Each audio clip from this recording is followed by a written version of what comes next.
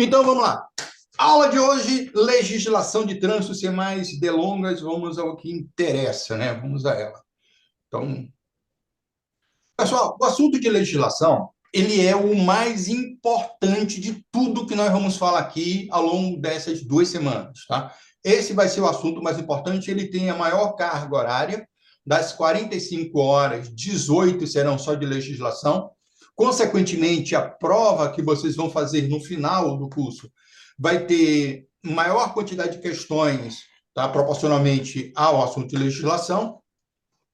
E não, embora não seja um assunto difícil, não é um assunto complicado, vocês verão isso, não é difícil, não tem nada assim muito complicado. Ah, não entendi. Não tem nada assim que se possa dizer que é difícil de entendimento, é tudo fácil. O único problema mesmo é a quantidade de informação. Com É licença, professor, não te incomodando aí, te interrompendo. Tô entrando, tô saindo aqui do grupo, tô entrando lá pelo portal, tá bom? tranquilo, Pela vai lá, assistir a aula.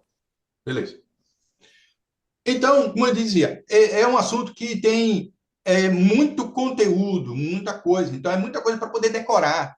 Muita coisa, a parte de infração, mais de 200 infrações de trânsito, né, com a natureza, leve, média, gravíssima, com pontuação, com as punições, as penalidades, as medidas administrativas. Então, é muita coisa, muito conteúdo para poder decorar. Esse é o grande problema. Mas se verão que não é um assunto complicado. O nosso Código de Trânsito Brasileiro, nós vamos estar falando da Lei 9.503, né, a Lei 9.503, e as leis complementares, ele é composto, esse Código de Trânsito Brasileiro, ele é composto por 341 artigos que estão divididos em 20 capítulos. Isso sem contar com as mais de mil resoluções.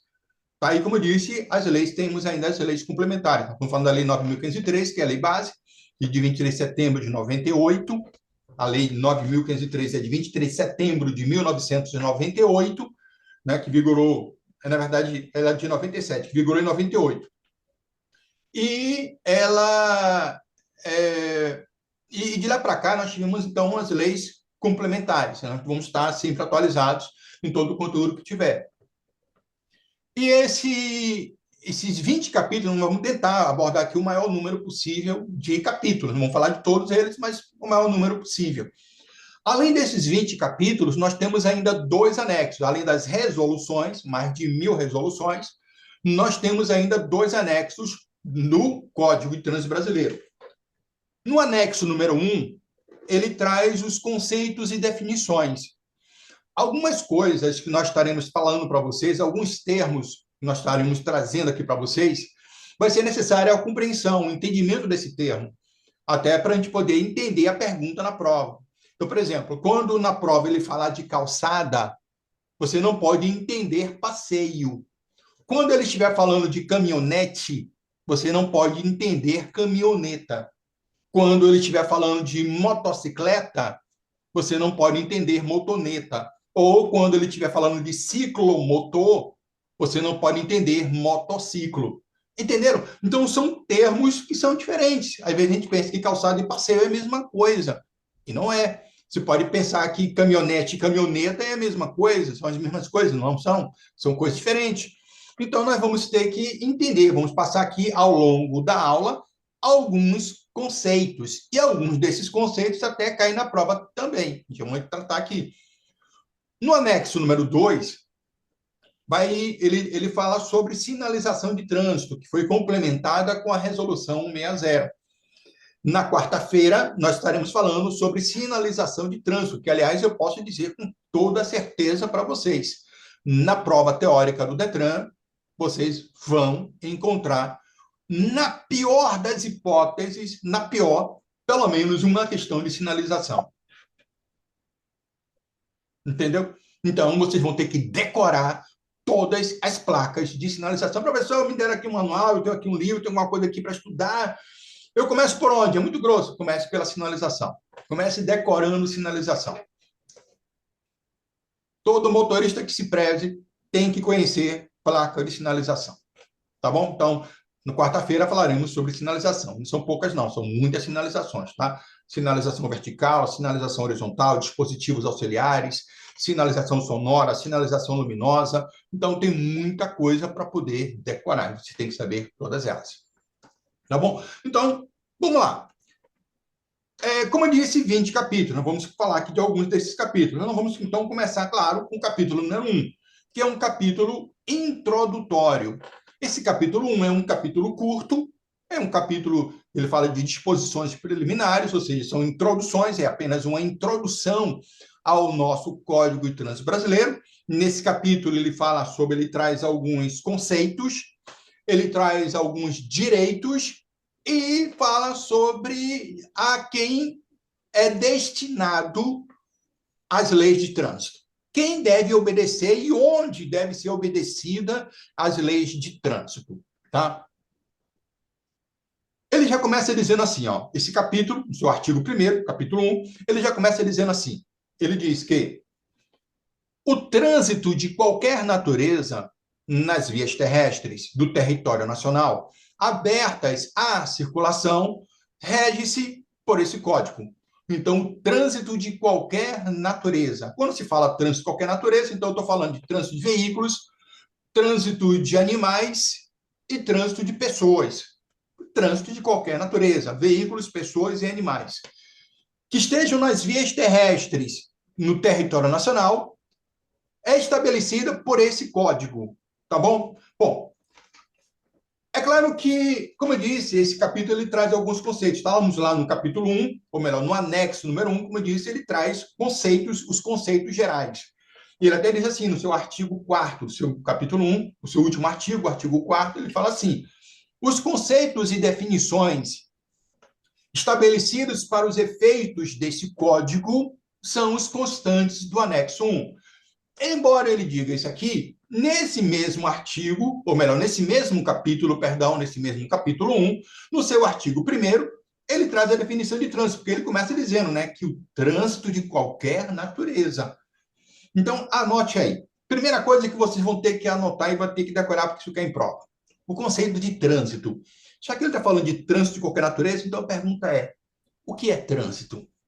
Então, ele mesmo diz, no seu artigo 1º, no seu parágrafo 1º, ele diz que considera-se trânsito a utilização das vias por pessoas, veículos e animais, isolados ou em grupos, conduzidos ou não para fins de circulação, parada, estacionamento e operação de carga ou descarga. Isso que é em prova. Anota aí, isso vai estar no meu simulado. Vou fazer uma prova com vocês daqui a pouquinho, no final da aula. Tem que saber que isso aí já está na minha prova, tá?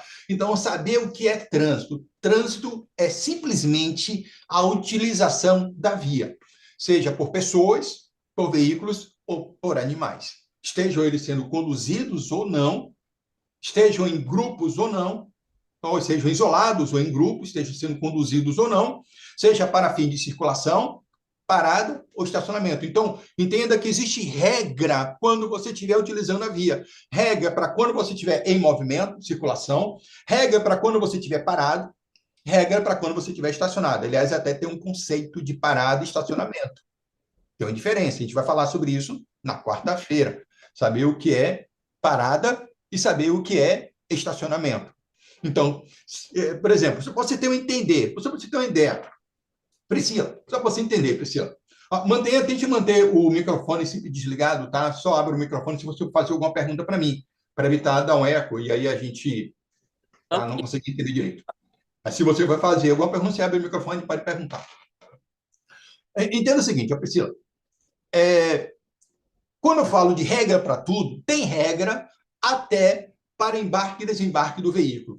Sabia? Você sabia, por exemplo, uma regra, você sabia que o único ocupante do veículo que pode desembarcar pelo lado da pista é o motorista? Todos os demais ocupantes do veículo só podem desembarcar do veículo pelo lado da calçada. Se você permitir que algum passageiro do seu automóvel desça pelo lado da pista, você estará cometendo infração. O punido não será o pedestre, ou melhor, o passageiro, porque quem é responsável é sempre o condutor. Então, o condutor será autuado por permitir, poderá, né, ser autuado por permitir que o seu passageiro desembarque pelo lado da pista. Entendeu? Então é regra, tem regra para tudo. Nós vamos aprender a maioria dessas regras. Temos que entender essas regras de como utilizar a via, estando na modalidade de pedestre, de ciclista, de motociclista, de motorista ou de conduzindo o seu pet. Até você que anda passeando com o seu pet também tem regra. Tem regra para todos e para tudo. Tá bom? Bom, mas, como ele diz, voltando lá de novo ao capítulo 1, ao seu artigo 1º, ele fala que o trânsito de qualquer natureza nas vias terrestres. Então, tem regra para qualquer um que esteja utilizando a via, mas nas vias terrestres. E aí vem o segundo conceito. Eu já sei o que é trânsito, que é simplesmente a utilização da via, mas também tem um conceito de via terrestre. Onde é que essa lei deve ser aplicada? Nas vias terrestres. E o que é via terrestre? Artigo 1º, no seu parágrafo, no seu artigo 2º, perdão, no seu capítulo 1º, capítulo 1, no seu artigo 2º, ele define via terrestre. Então, ele diz que são vias terrestres urbanas e rurais. Ó, existem vias terrestres urbanas e existem vias terrestres rurais. Aliás, também tem um conceito de via urbana e de via rural. E o conceito de via urbana e de via rural não é simplesmente um conceito geográfico. Ou seja, eu não posso dizer que via urbana é aquela que está no perímetro urbano e que via rural, consequentemente, é aquela que está fora do perímetro urbano. Isso é um conceito geográfico. No nosso caso aqui, via urbana e via rural tem uma diferença, tem uma pequena diferença entre simplesmente uma localização urbana ou rural, ou uma localização geográfica. Tá bom? Então, vamos entender esse conceito também na aula de quarta-feira.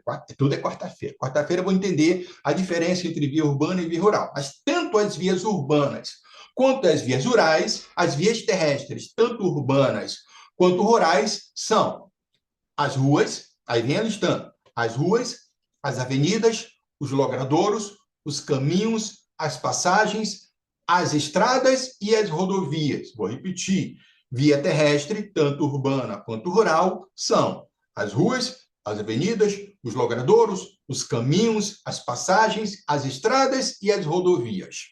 Beleza?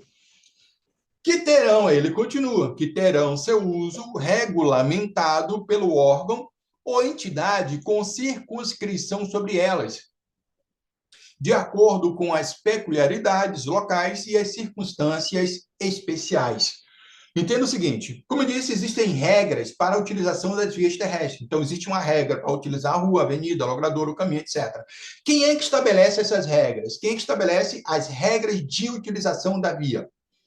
Bom, ele diz que o órgão ou entidade que tem circunscrição sobre ela é que estabelece essas regras. Só que tem um detalhe, a gente vai ver isso no capítulo 2 daqui a pouquinho.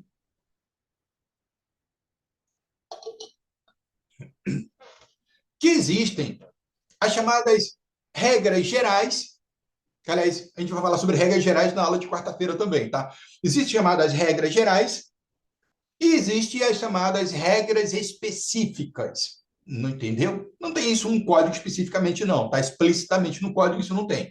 Mas vamos entender o seguinte: o que é uma regra geral? A regra geral, que é estabelecida pelo CONTRAN, o Conselho Nacional de Trânsito, está lá no capítulo 2, ele estabelece as regras que valem em todas as vias terrestres, não importa o lugar. Existem aquelas regras específicas que são válidas somente naquela via que é estabelecida pelo órgão que tem jurisdição sobre a via. Vamos entender. Dá um exemplo. A regra de velocidade. A regra de velocidade é uma regra específica. Cada via tem a sua própria velocidade. Na Dorival KM, velocidade é 50 km por hora. Na Orlando Gomes, a velocidade é 60 km por hora. Na Otávio Mangabeira, a velocidade é 70 km por hora. Na paralela, a velocidade é 80 km por hora. Cada via tem a sua própria velocidade. Isso é uma regra específica. Quem é que estabeleceu essa regra de velocidade para essas vias? No nosso caso aqui, dessas vias que eu citei, a Prefeitura de Salvador. ela tem circunscrição sobre essas vias e foi ela que estabeleceu a regra de velocidade para essas vias. Elas podem, inclusive, aumentar ou diminuir dentro de um padrão de segurança. Beleza? Então, é uma regra específica. Uma regra geral: uso do cinto de segurança. Não importa se você está na Dorival KM a 50 por hora ou na paralela a 80 por hora, você tem que estar usando o cinto de segurança. Tanto você quanto todos os seus passageiros. Todos têm que estar usando o cinto de segurança. Isso é uma regra geral. Vale em qualquer via. Você pode estar na BR, você pode estar na cidade, tem que estar usando o cinto de segurança. Entenderam? Então, regra geral, que a gente vai aprender as regras gerais na aula de quarta-feira, e as regras específicas que dependem de cada tipo de via, tá? Então, velocidade, área de estacionamento, sentido de circulação, área de estacionamento. Então, são regras específicas que são estabelecidas pelo órgão ou pela entidade que tem circunscrição sobre elas. Mas calma, que em 2015, essa é a lei de 98. Mas em 2015, nós tivemos a Lei 13.146, a lei, uma lei complementar, que veio complementando um pouco desse conceito de via terrestre. Porque ele falava apenas de ruas, avenidas, logradouros, caminhos, passagens, estradas e rodovias. Mas em 2015, a Lei 13.146, ele inclui como via terrestre as praias, as áreas de estacionamento e os condomínios, também abrangendo as leis de trânsito nessas áreas. Então, ele diz assim, parágrafo único: para os efeitos desse código, ou seja, para que o código também venha a valer, as regras desse código também valem, são consideradas vias terrestres as praias abertas à circulação pública, as vias internas pertencentes aos condomínios constituídos por unidades autônomas e as vias e áreas de estacionamento de estabelecimento privado de uso coletivo. Entendeu? Ou seja, antes da Lei 13.146, se você tivesse, por exemplo, dentro de um estacionamento de um supermercado, dentro do estacionamento do shopping, dirigindo seu carro, sem um cinto, sem habilitação, andando de moto sem capacete, ou fazendo infringindo qualquer outra regra de trânsito estabelecido no código, você não era autuado, não podia ser autuado. Por quê? Porque essa área não era considerada uma via terrestre. Percebeu? Então, ele inclui as praias abertas à circulação pública, ele inclui as áreas de estacionamento de estabelecimentos privados, mas que seja de uso coletivo, e inclui também as áreas pertencentes a condomínios, constituídos por unidades autônomas. Então, dentro do seu condomínio, também tem regra. Então, se você for flagrado hoje, dentro do shopping, dentro do estacionamento do mercado, dentro do condomínio, dirigindo sem um cinto, andando de moto sem um capacete, ou infringindo qualquer outra regra, inclusive regras específicas do condomínio, da área de estacionamento, por exemplo, está lá o shopping ou o supermercado estabeleceu uma área de estacionamento exclusivo de idoso, de portador de deficiência. E você que não é idoso e nem é portador de deficiência e nem tem credencial para isso, ou até mas não tem credencial, estaciona o seu veículo nessa área reservada para idoso ou para portador de deficiência.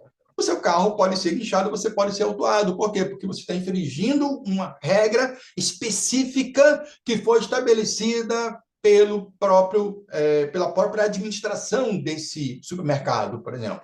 Entendeu? Então, você pode ser autuado, inclusive leve o seu carro guinchado para o pátio Detran, o pátio Detran de Salvador, porque você infringiu uma regra específica do supermercado. Antigamente isso não acontecia. Agora, acontece desde 2015, porque ele passa a ser também uma via terrestre, onde a lei de trânsito também pode ser aplicada. E então, onde é que a lei não é aplicada? A lei não é aplicada onde não é, por exemplo, dentro do seu estacionamento privado, na sua garagem, na sua área privada. Por exemplo, você tem um sítio, tem uma fazenda, tem uma chácara, e lá dentro você está lá dirigindo o seu carro, andando de moto, sem capacete, sem habilitação. Um agente de trânsito, ainda que veja você cometendo qualquer infração lá dentro do muro, da cerca para dentro, é uma área privada. E se é uma área privada, não é considerado via terrestre onde a lei é aplicada. Entendeu? Então, eu já tive aluno, por exemplo, já tive aluno que foi multado, foi autuado e, consequentemente, teve a carteira suspensa, porque ele estava na moto, ele estava montado na sua moto, a moto estava desligada, ele estava na porta de casa, ele saiu, né? Estava na porta da casa dele, montado na moto, com o capacete na mão, falando com a esposa, se despedindo da esposa. Passou uma viatura até no Salvador, viu ele montado na moto, com o capacete na mão, e autuou ele. Isso é uma infração gravíssima e gera suspensão da carteira automaticamente, só por estar com o capacete na mão. Então, ele foi autuado. Aí ele até falou, pô, professor, isso é um absurdo, como é que eles podem? A moto estava desligada, eu estava na porta da minha casa, estava falando com a minha esposa e ele me autuou. Então, ele podia fazer isso? Sim, podia. Por quê? Porque você está na via terrestre. Existe regra para quando você estiver na via terrestre. Ou seja, é uma regra geral, tem que usar capacete. E o detalhe, você não monta na moto para colocar o capacete. Você bota o capacete para montar na moto. Repetir, você não monta na moto para botar o capacete. Você bota o capacete para montar na moto. Então, primeiro o capacete e depois a moto. Entendeu? Então, ele foi autuado e teve a carteira dele suspensa por causa disso. Mas se ele tivesse do portão para dentro, ele tivesse dentro da garagem, do portão para dentro, dessa forma, o agente de trânsito poderia autuá-lo? Não. Por quê? Porque ele estava na área privada dele. A regra lá dentro que estabelece é você. Estabelece pela própria pessoa, dono da casa. Então, um agente de trânsito não pode autuá-lo do portão para dentro. Você colocou a sua roda para fora, botou pneu para fora, pronto, você já está na via terrestre, estará sujeito às sanções previstas no Código, caso estejam cometendo alguma infração. Tem que obedecer à regra. Segundo direito, então, o primeiro direito, o direito à segurança, um direito constitucional importante para todo mundo. O segundo direito, esse direito, o primeiro direito todo mundo até conhece, né? Direito de segurança é um direito, como diz, está na Constituição, todo mundo já até entende ele. Agora, o segundo direito, pouquíssimas pessoas sabem que tem. E menos ainda reivindica esse direito. Pouquíssimas pessoas, mas a maioria das pessoas abrem mão desse direito. Artigo 1º, parágrafo 3º, olha só o que ele diz. Ele diz: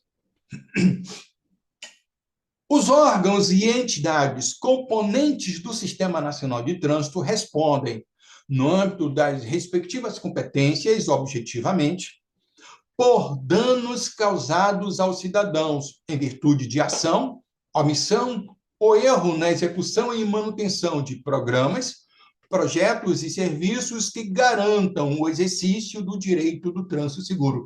Então, direito a ser ressarcido por qualquer tipo de prejuízo que você venha sofrer no trânsito.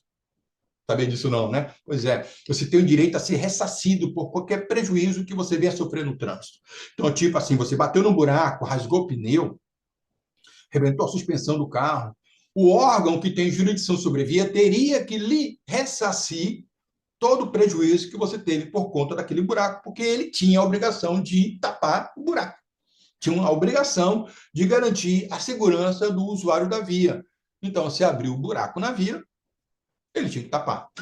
Aliás, até um detalhe, tá? Isso não é nem assim uma coisa que você tem de graça, né? Você até paga. Você paga para ter vias muito bem pavimentadas. Você paga para ter a via muito bem sinalizada. Tá? Não é de graça, você paga, a gente vai falar sobre isso na aula de amanhã, que é a parte de licenciamento, falar sobre o que é o licenciamento do veículo, que está ligado a concessão para poder utilizar a via pública. Então, você não usa a via pública de graça, você paga para usar a via pública, tá? Que é o licenciamento. Então, você tem que licenciar o seu veículo todo ano para poder ter o direito de usar a via pública. Então, o uso da via pública não é uma coisa que foi lhe dado de graça, gratuitamente. Você está pagando para poder utilizar. E, consequentemente a isso, você então tem direito a ser ressarcido por qualquer prejuízo que você venha a sofrer no trânsito.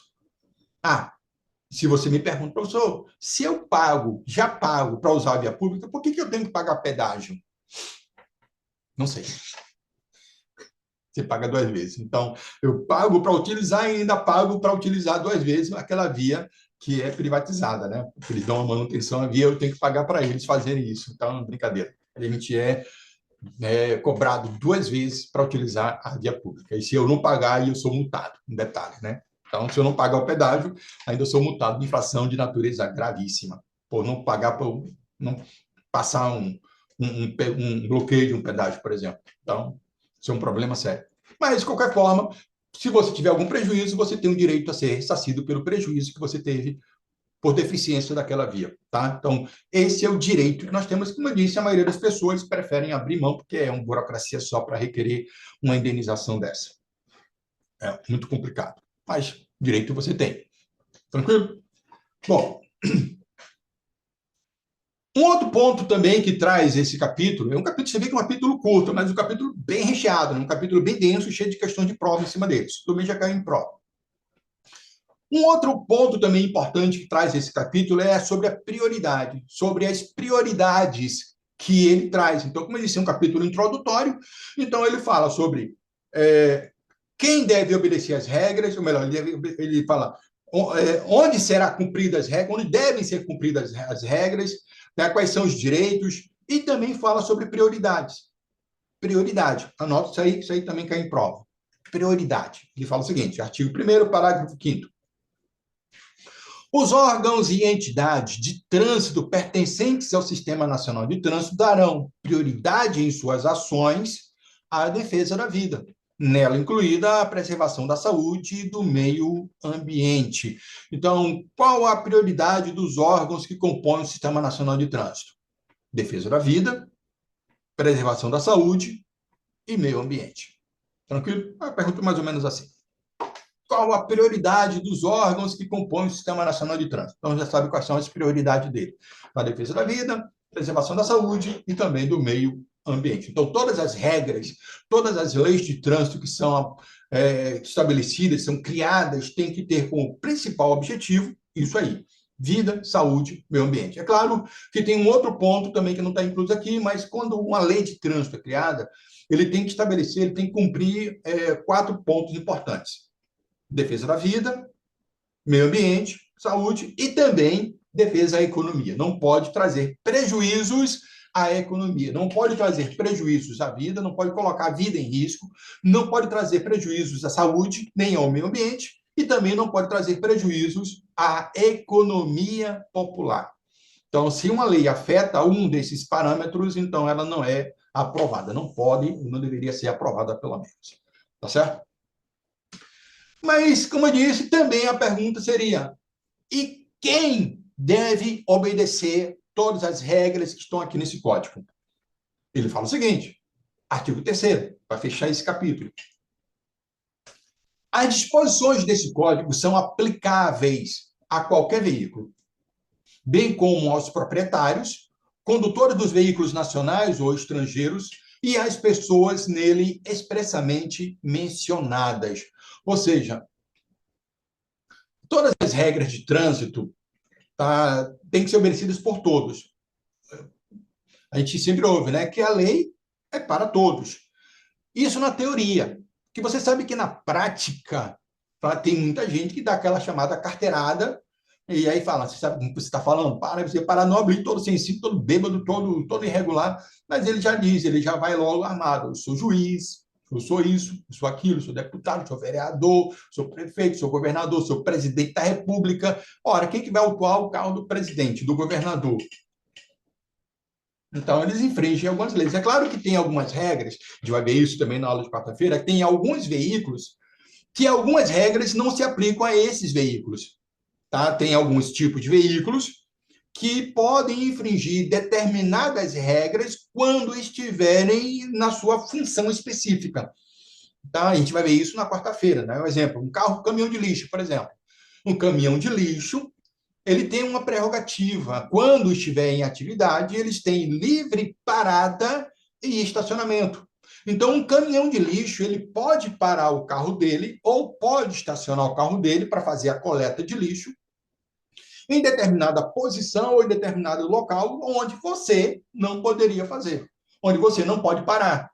Tá? Ele para na contramão, ele para atravessado na pista, ele ele interrompe, às vezes, o fluxo de trânsito. Se você fizer isso, você é autuado, mas o caminhão de lixo está na sua atividade de coleta do lixo, então ele é liberado para poder fazer aquele papel. Então, o próprio código já libera isso. Então, ele fala de veículos de prestadores de serviço de utilidade pública. Então, eles têm a prerrogativa de livre parada e livre estacionamento, quando estiverem na sua atividade.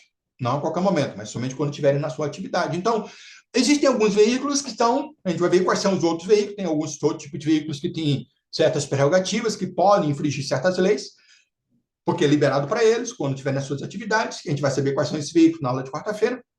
Isso, inclusive, vai cair na prova, isso cai em prova, inclusive, saber quais são esses veículos. Mas, de forma geral, todos os veículos têm que obedecer regras, não importa se é para um governador, um prefeito, um deputado, um presidente da República, não importa, o general, um juiz, um desembargador, todos têm que obedecer regras. Pelo menos, na teoria, está aqui. Então, lembre-se que as leis são para todos. Tá ok? Então, primeiro ponto, capítulo 1, tranquilidade, né? Tá vendo? Capítulo 1, fácil, fácil, não tem complicação, não. Muito simples, muito fácil. Então, não tem. Saindo do capítulo 1, então, a gente vai agora para o capítulo 2. Vamos agora para o capítulo 2. Vamos lá. Capítulo 2, ele fala agora sobre o Sistema Nacional de Trânsito. Ele está falando sobre aquelas regras gerais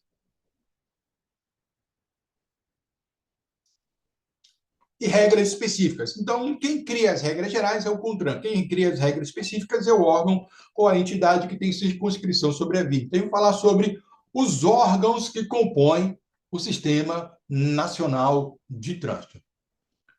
Vamos falar aqui sobre o que é o Sistema Nacional de Trânsito, né? A gente vai falar aqui sobre o que é o Sistema Nacional de Trânsito, quais são os principais órgãos que compõem o Sistema Nacional de Trânsito e quais são as atribuições de cada um desses órgãos. É um capítulo bem chatinho. Nem eu me suporto quando eu falo do capítulo 2. É muito chato, mas cai em prova. Então, vamos lá. É um mal necessário aqui. É chato que só. Mas vamos lá.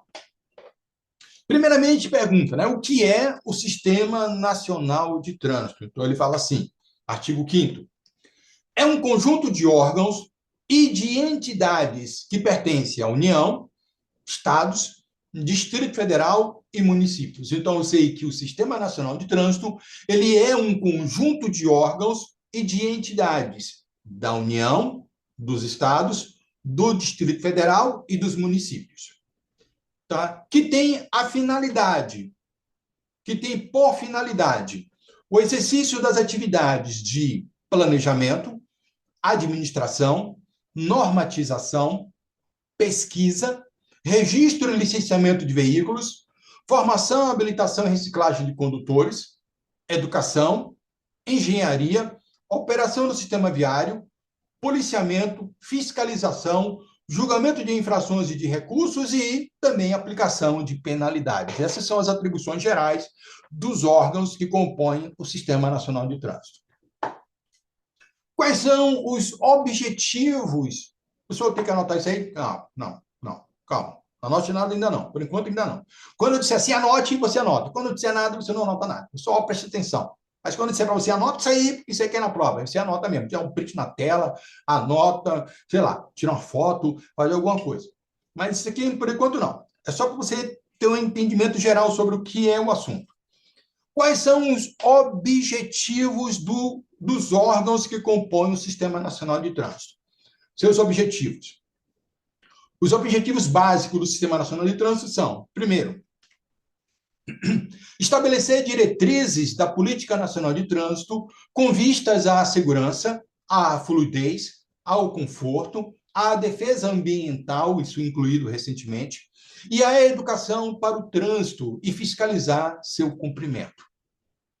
Segundo, inciso 2, fixar, mediante normas e procedimentos, a padronização de critérios técnicos, financeiros e administrativos para a execução das atividades de trânsito. Inciso 3, Estabelecer a sistemática de fluxos permanentes de informações entre os seus diversos órgãos e entidades, a fim de facilitar o processo decisório e a integração do sistema. Precisa anotar isso? Não.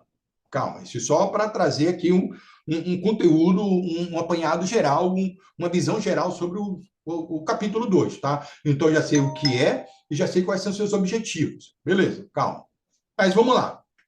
A gente vai entendendo melhor agora. A sua composição e os seus objetivos específicos. A gente vai falar os objetivos gerais de cada um deles de forma mais específica, de cada um especificamente. Então, vamos embora. Vamos repetir de novo. Eu estou dizendo, vou repetir. Que o Sistema Nacional de Trânsito é um conjunto de órgãos e de entidades que pertencem à União, aos estados, ao Distrito Federal e aos municípios. Isso para você entender agora, vou fazer um gráfico, uma tabela que você vai entender melhor tudo que eu estou falando. Tá? Entenda o seguinte, esse conjunto de órgãos da União, Estado, Distrito Federal e municípios, eles são divididos em grupos. Existem grupos de órgãos. São 5 grupos no total. O primeiro grupo desses órgãos são considerados órgãos normativos, consultivos, coordenadores. Esse é o primeiro grupo. O segundo grupo são de órgãos executivos de trânsito. O terceiro grupo também são de executivos, são órgãos também executivos, mas são executivos rodoviários. Na prova, você não pode confundir um órgão executivo de trânsito com um órgão executivo rodoviário ou de um órgão normativo, tá bom? São grupos diferentes, cada um com suas funções específicas. Eu falei 5, né? São 5. O quarto grupo são órgãos fiscalizadores. São órgãos também executivos, mas executivos fiscalizadores. E o último órgão é o órgão recursal. Beleza? Então, quais são os órgãos normativos, consultivos, coordenadores? Da União é o CONTRAN, é o Conselho Nacional de Trânsito. O CONTRAN, o Conselho Nacional de Trânsito. É um órgão normativo máximo do sistema.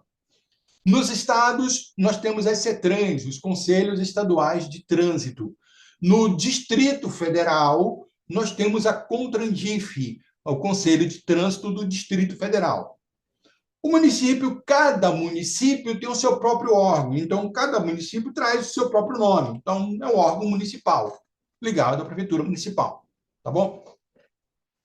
Esses são órgãos normativos, que não podem ser confundidos com os executivos de trânsito. Quais são os órgãos executivos de trânsito? Da União, o órgão máximo da União é a Secretaria Nacional de Trânsito, Senatran. Nos estados, nós temos as CETRANs, ou melhor, temos os DETRANs, perdão, temos os DETRANs, que são os Departamentos Estaduais de Trânsito, tá? Tanto nos estados e no Distrito Federal, nós temos DETRANs. Um detalhe, tá?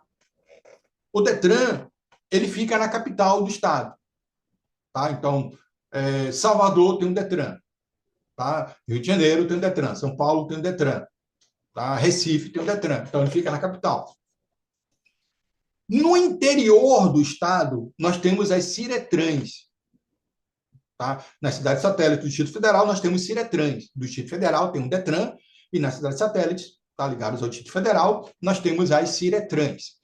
CIRETRAN é a Circunscrição Regional de Trânsito. Ou seja, Lauro de Freitas não tem DETRAN. Lauro de Freitas tem CIRETRAN. Camaçari não tem DETRAN. Eu vou para o DETRAN de Camaçari. Não tem DETRAN em Camaçari. Tem CIRETRAN. A CIRETRAN é um órgão que está subordinado ao DETRAN. É como se fosse uma filial do DETRAN no interior. Então, é uma circunscrição regional de trânsito. Tá bom?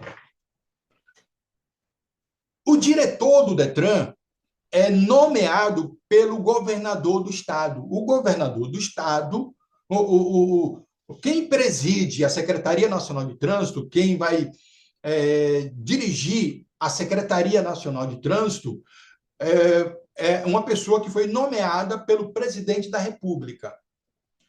Quem vai dirigir o DETRAN é uma pessoa nomeada pelo governador do estado. Então, o diretor do DETRAN é nomeado pelo governador.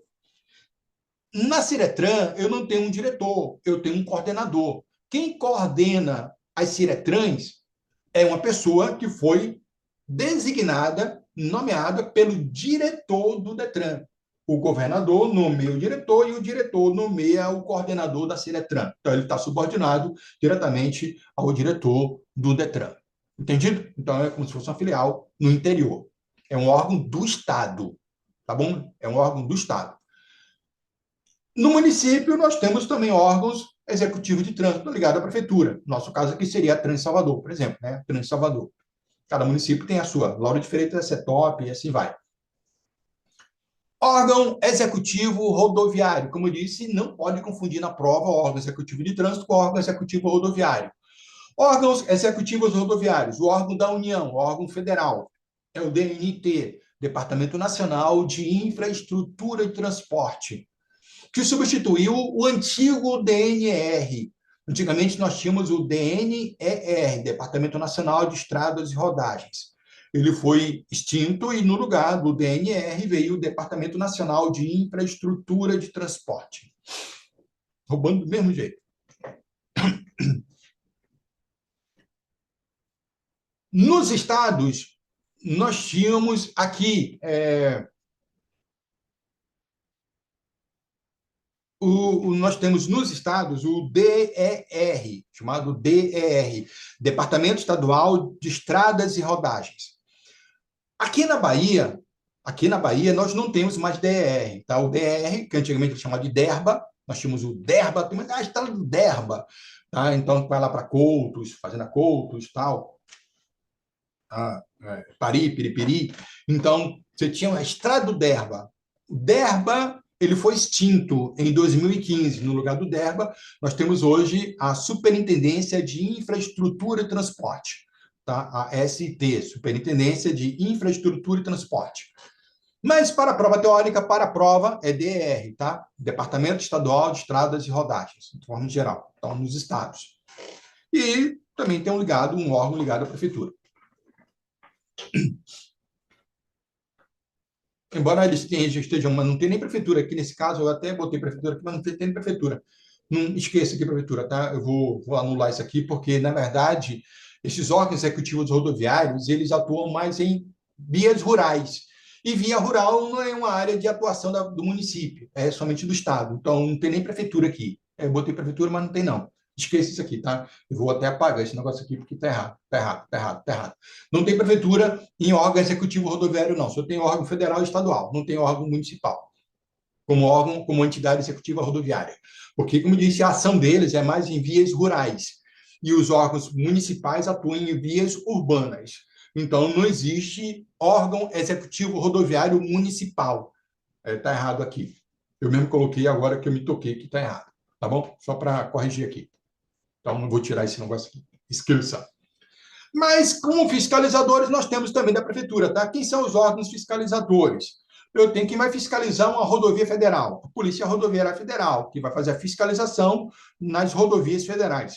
Quem faz a fiscalização nas rodovias estaduais é a Polícia Rodoviária Estadual, que na verdade é a Polícia Militar.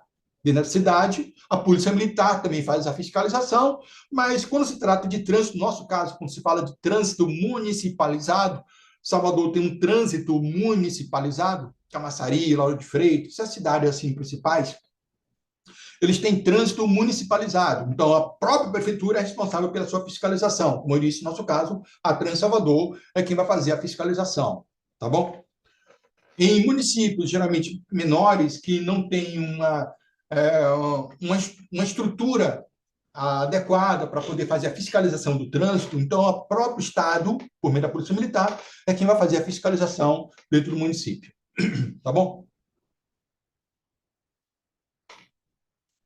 E os órgãos recursais. Cada órgão executivo, todos os órgãos executivos, Senatran, Detran, Ciretran, DR, Trans Salvador, todos os órgãos executivos, eles têm um órgão recursal, que é chamado de JARE, tá? Que é a Junta Administrativa de Recursos de Infração. Vou falar sobre ela no final. Tranquilo aqui? Beleza? Bom, então, a tabelinha aí dá o print na tabela, Entendendo aí como cada um está colocando. Lembrando apenas que no órgão executivo rodoviário, eu botei aqui prefeitura, mas não existe prefeitura aqui para o órgão. Deixa eu voltar lá. Tá? Não existe aqui.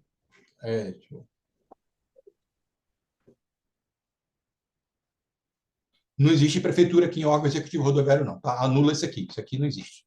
Tá? Já que eles atuam somente em rodovias federais, em vias rurais, e a prefeitura não atua em via rural, só atua em via urbana. Então, prefeitura aqui, esqueça. Isso aqui não existe. Tá bom? Então, vamos lá. Tem que corrigir esse meu slide depois. Mas vamos então saber quais são as atribuições, objetivos e atribuições específicas de cada um desses órgãos. Vamos lá. Começamos então com o órgão principal, com o CONTRAN, que é o órgão máximo do Sistema Nacional de Trânsito. Lembre-se que o CONTRAN, que é o Conselho Nacional de Trânsito, ele é o órgão coordenador máximo do Sistema Nacional de Trânsito. Então, o órgão coordenador do sistema e órgão máximo normativo e consultivo. Ele é um órgão normativo e consultivo. Então, vamos lá. Quais são as atribuições do CONTRAN? Quais são as atribuições do CONTRAN? Pessoal, quando der 10 horas, eu dou intervalo, tá? Não se preocupe, não.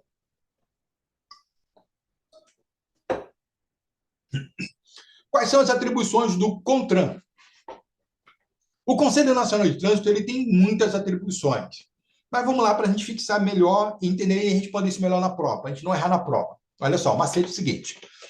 Tudo que vocês têm que fazer é lembrar que o CONTRAN, o Conselho Nacional de Trânsito, é um órgão normativo. Lembrem, o Conselho Nacional de Trânsito é um órgão normativo.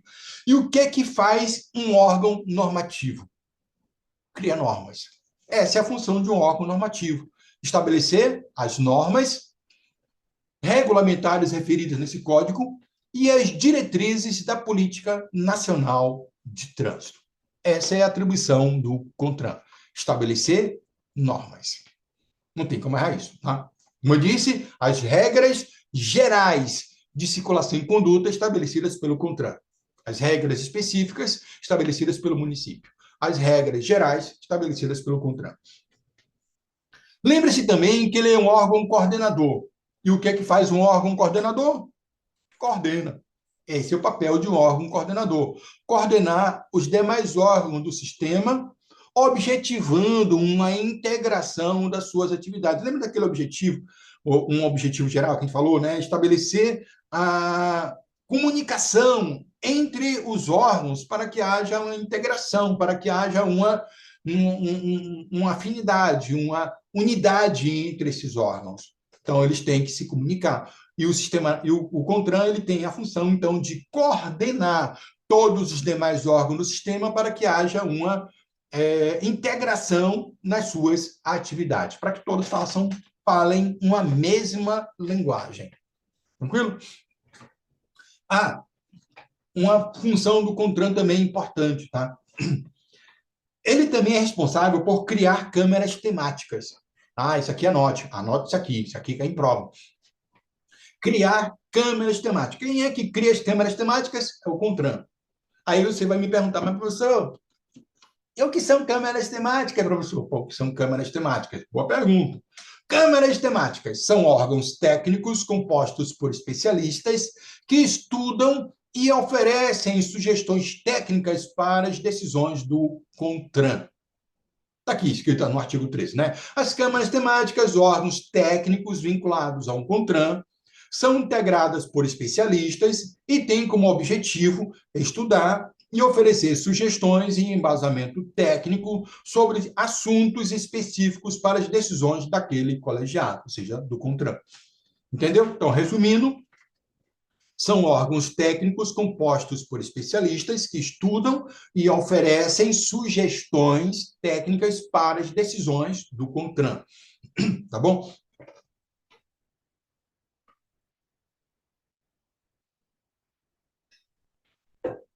Não entendeu? Eu explico de outro jeito. Vamos entender melhor. Como é que funciona as leis aqui no Brasil?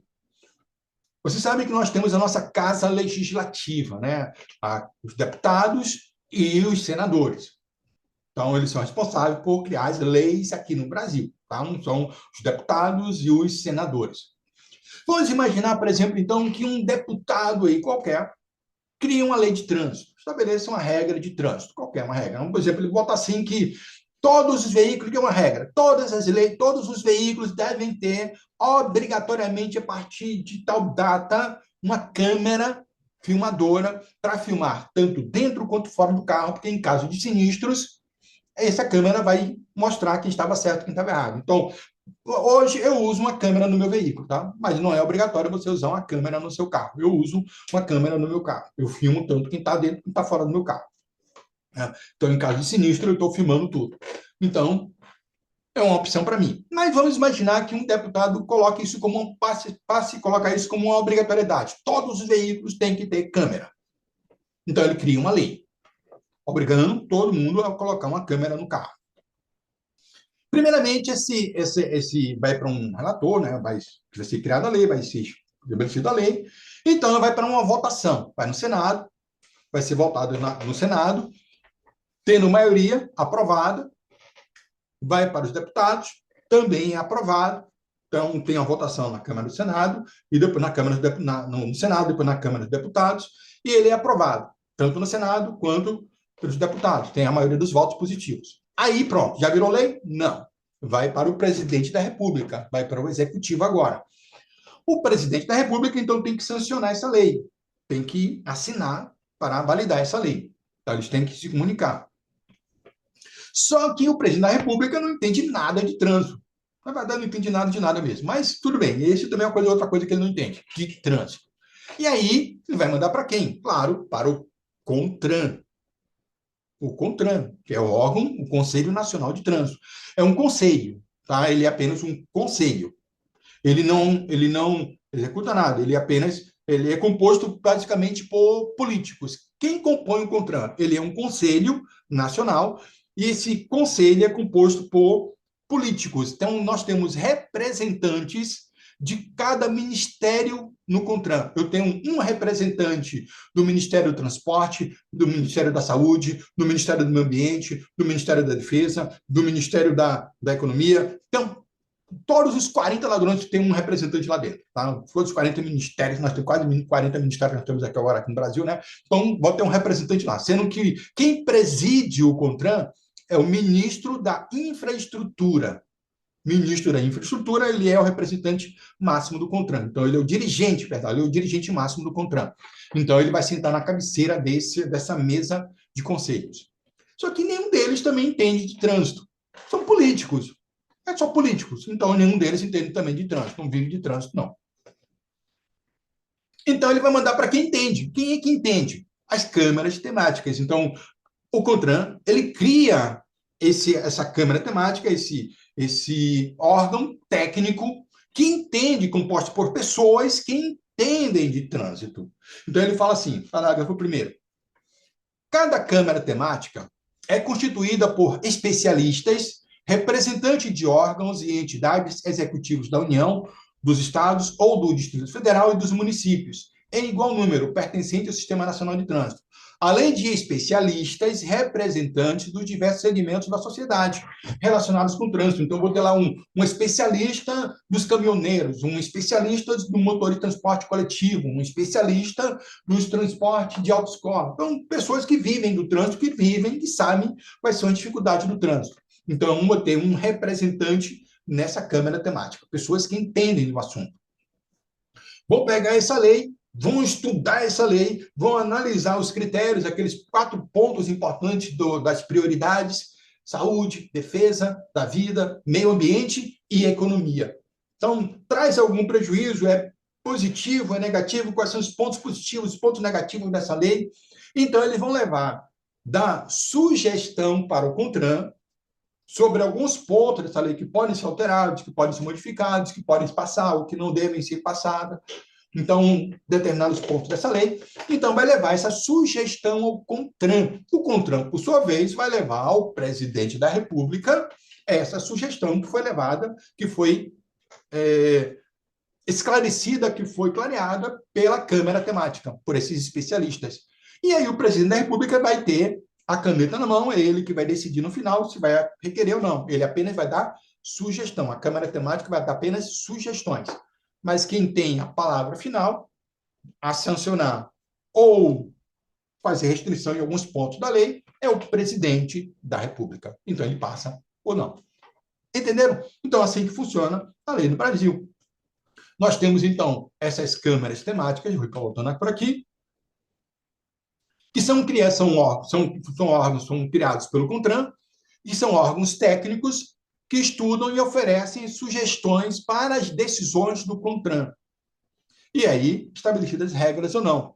E aí, claro, obviamente, também o CONTRAN, além de criar normas, órgão normativo, coordenar os demais órgãos, órgão coordenador, criar câmaras temáticas, ele também é um órgão consultivo. E o que é que faz um órgão consultivo? Responde a consultas. Essa é também uma atribuição do CONTRAN, responder a consultas que lhe forem formuladas relativas à aplicação da legislação de trânsito. Tranquilo?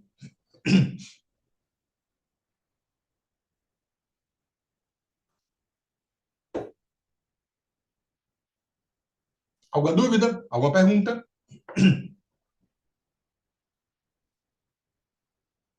Tudo certo?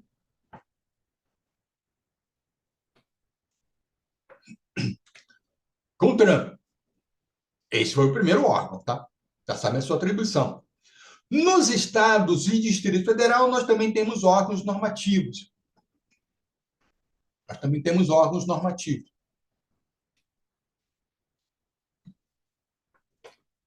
O Conselho Estadual de Trânsito e, em Brasília, melhor, no Distrito Federal, o Conselho de Trânsito do Distrito Federal. Eles têm a mesma atribuição no CONTRAN, só que a nível estadual, tá bom? Então, faz a mesma coisa que o CONTRAN faz. Só não cria câmara temática, tá? Ah, um detalhe, uma observação.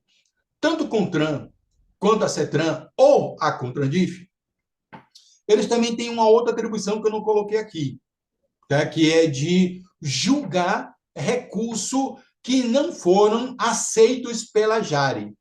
Então, você entra com recurso na Jari, eu vou falar sobre a Jari daqui a pouquinho, é melhor esclarecer isso, mas a Jari recusa, nega provimento ao seu recurso. Você, então, pode entrar também com recurso junto à CETRAN ou ao CONTRAN. Então, tanto o CONTRAN quanto a CETRAN ou a CONTRANDIF, eles também julgam recurso de infração, tá bom? Que não foram aceitos pela Jari, tá certo? Só para introduzir, mas eu vou explicar isso melhor mais adiante. O município também, né? Então, CONTRAN também temos o município, que também temos órgãos municipais que também vão criar regras de trânsito. Então, temos todos os órgãos normativos que têm essa mesma função, só que a nível federal, estadual ou municipal. Lembrando apenas, só apenas lembrando, que qualquer regra municipal ou estadual não pode sobrepor a regra federal, criada pelo CONTRAN. Então, por exemplo, o CONTRAN está lá dizendo, tem uma lei dizendo que é obrigatório o uso do capacete em qualquer via.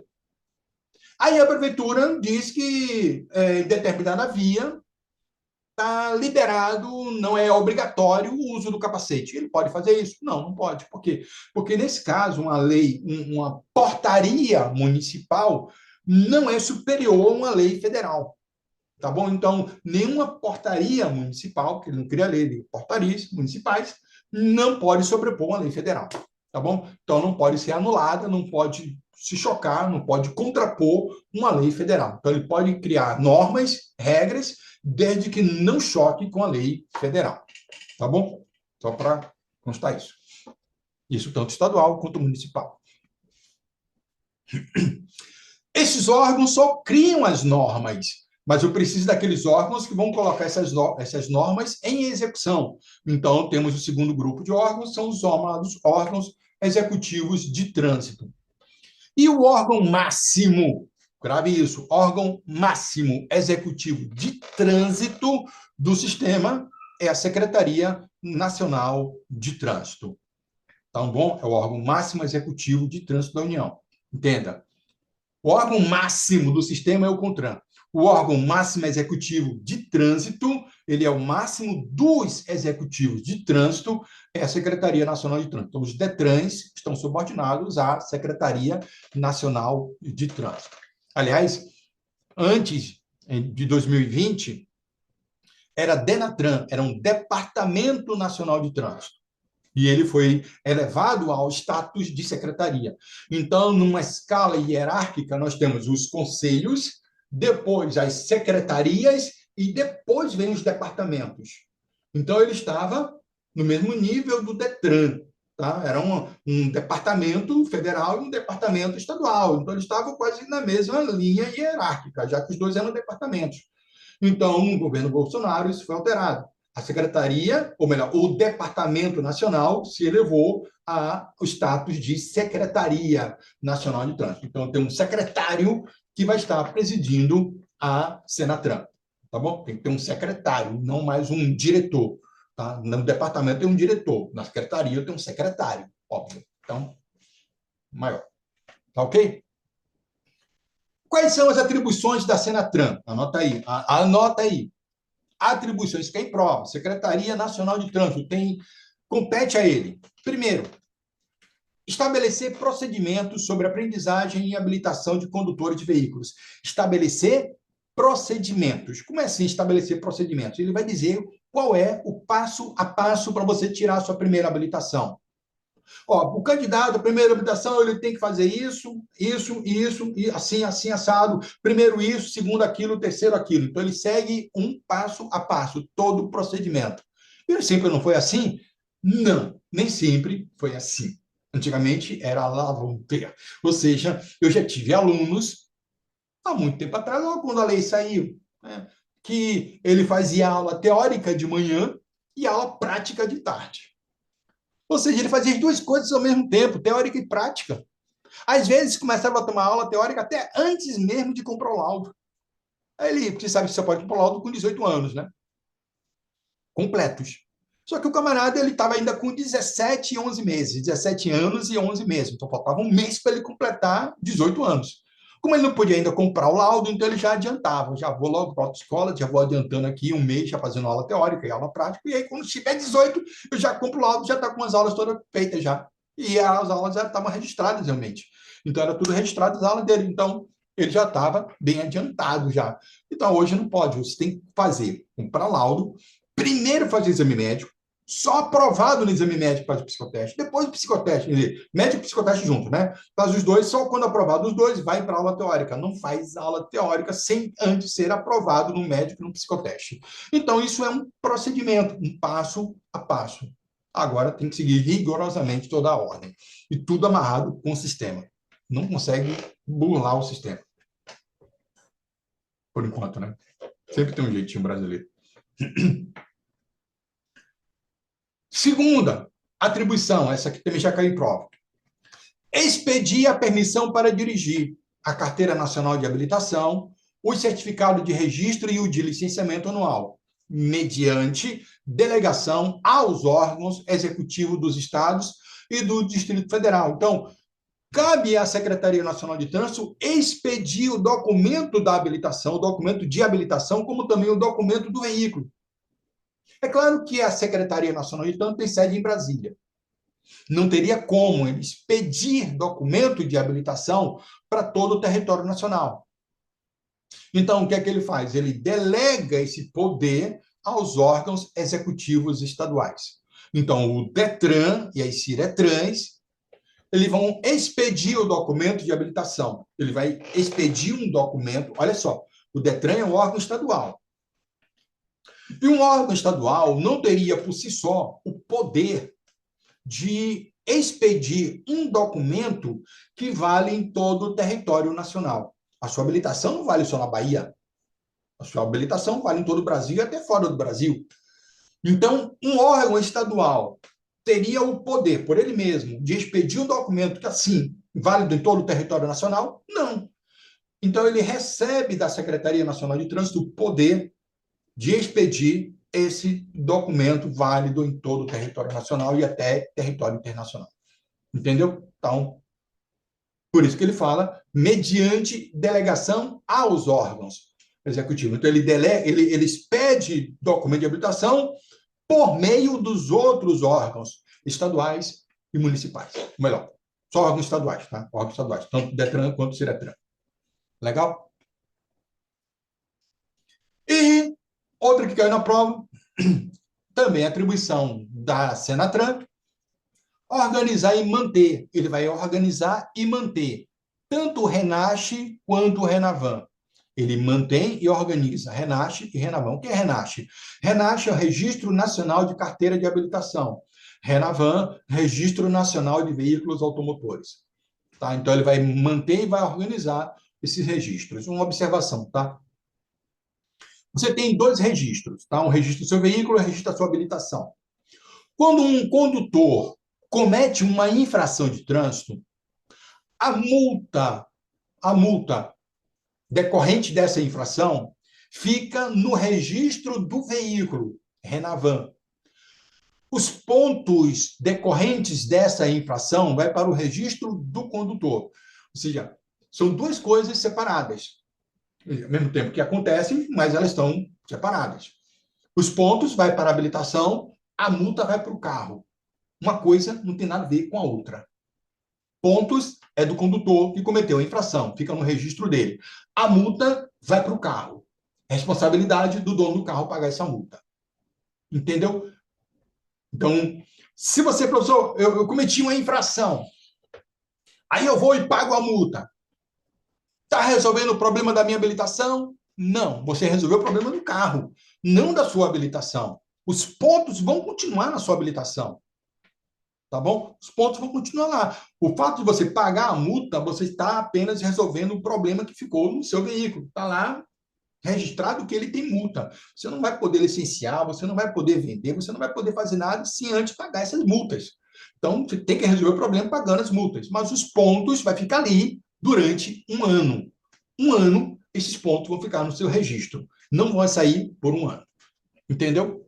A gente vai falar sobre essa questão de pontuação na aula de quinta-feira. Quinta-feira eu vou falar sobre essa pontuação. Entenderam? Mas são duas coisas separadas. Às vezes a pessoa acha que pagando a multa resolvendo o problema da habilitação. Não resolve. Então, por exemplo, você tem carteira provisória. Você está tirando uma carteira para ficar com carteira provisória por um ano. Você sabe disso, né?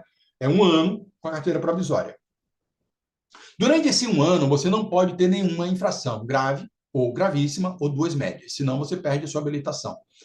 Imagine que você comprou um automóvel ou uma motocicleta, está no seu nome, sua carteira é provisória. Aí alguém, um parente, um namorado, um irmão, um vizinho, um marido, esposo, sei lá, primo, vai lá e pega o seu carro, pega a sua moto e invade o sinal vermelho. Recebe então a multa, infração gravíssima. Aí ele diz, não, se preocupe não, Zé, porque eu vou dar um jeito. Aí ele vai lá e paga a multa. Pagou a multa. Resolveu o problema do veículo? Resolveu. Mas resolveu o problema da sua habilitação? Não. Por quê? Porque os pontos vai para você, porque ele não foi identificado na infração. Você tem que dizer para o órgão quem foi que estava dirigindo o seu veículo. Você tem 30 dias para apresentar o condutor infrator. Se você não apresentar o condutor infrator, vou falar sobre isso daqui a pouquinho, vou falar sobre a Jari, se você não apresentar o condutor infrator, os pontos vão para você. Como sua carteira é provisória, você perde sua habilitação. Então, o fato de ter pago a multa não resolveu o problema da sua habilitação. Entendeu? Entendido? Cuidado com isso.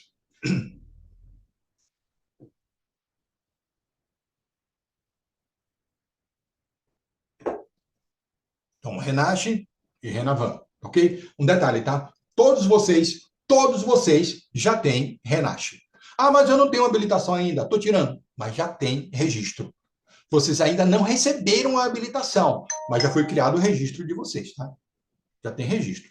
Então, se você já tem um carro no seu nome, tome cuidado com isso. Se alguém estiver dirigindo o seu carro, pilotando a sua moto, lembre-se que você já pode ter pontos no seu registro. Os pontos não vão para a sua habilitação. Na verdade, os pontos vão para o seu registro. Tá bom? Então, já fica lá no seu registro já. Já tome cuidado, já, desde já. Professor, e se eu já tinha carro no meu nome e cometi infração, ou alguém cometeu infração no meu carro, antes de eu ter comprado o laudo, esses pontos vão para o meu laudo, vai para a minha habilitação? Não, não vai. Porque você não tinha habilitação ainda, então não existia registro para você ainda.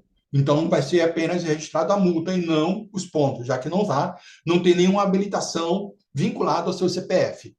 Não tinha, agora tem. Tá bom? Então, a partir do momento que você comprou o seu laudo, já passa a ter um vínculo, seu CPF, com o seu veículo. E o seu registro, agora você já tem um registro.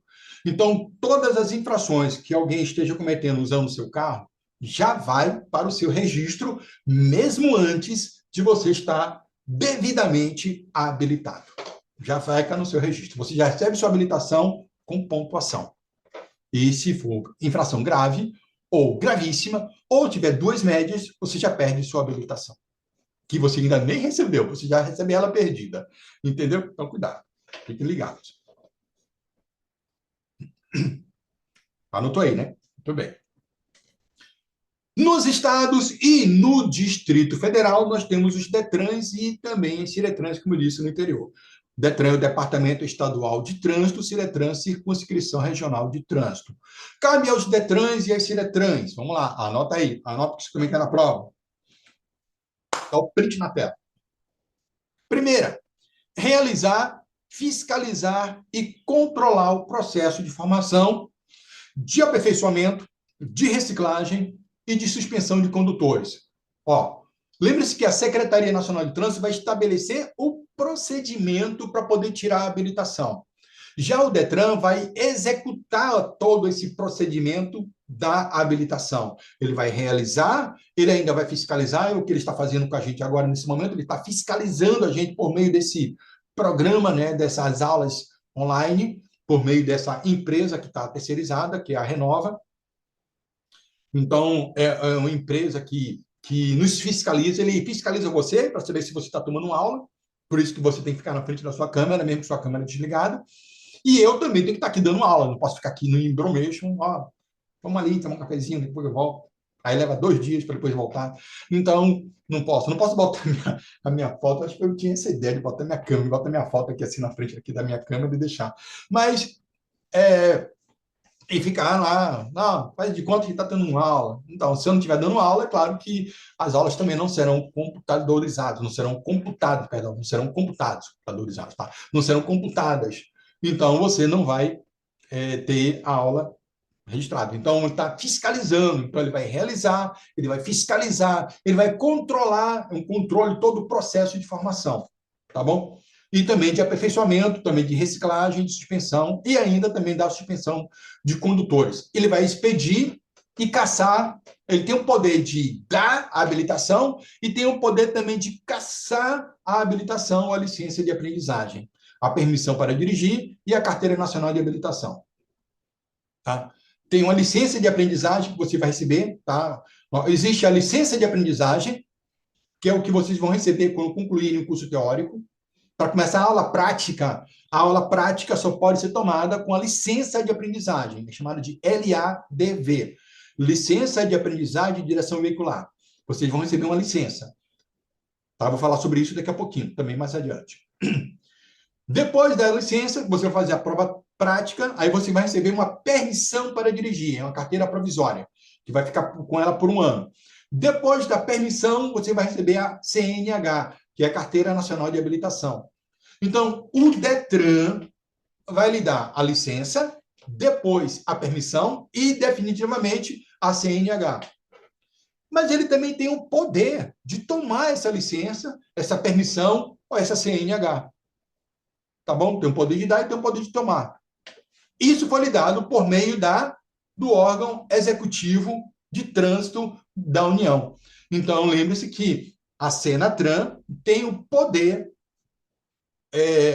tem a função, melhor, tem a atribuição de expedir o documento de habilitação por meio desses órgãos. E esse órgão, no caso, o diretor do DETRAN, ele tem o poder de lhe dar a habilitação e também de tomar, de caçar essa habilitação. Tá bom? Ou essa licença de aprendizagem. Entendido?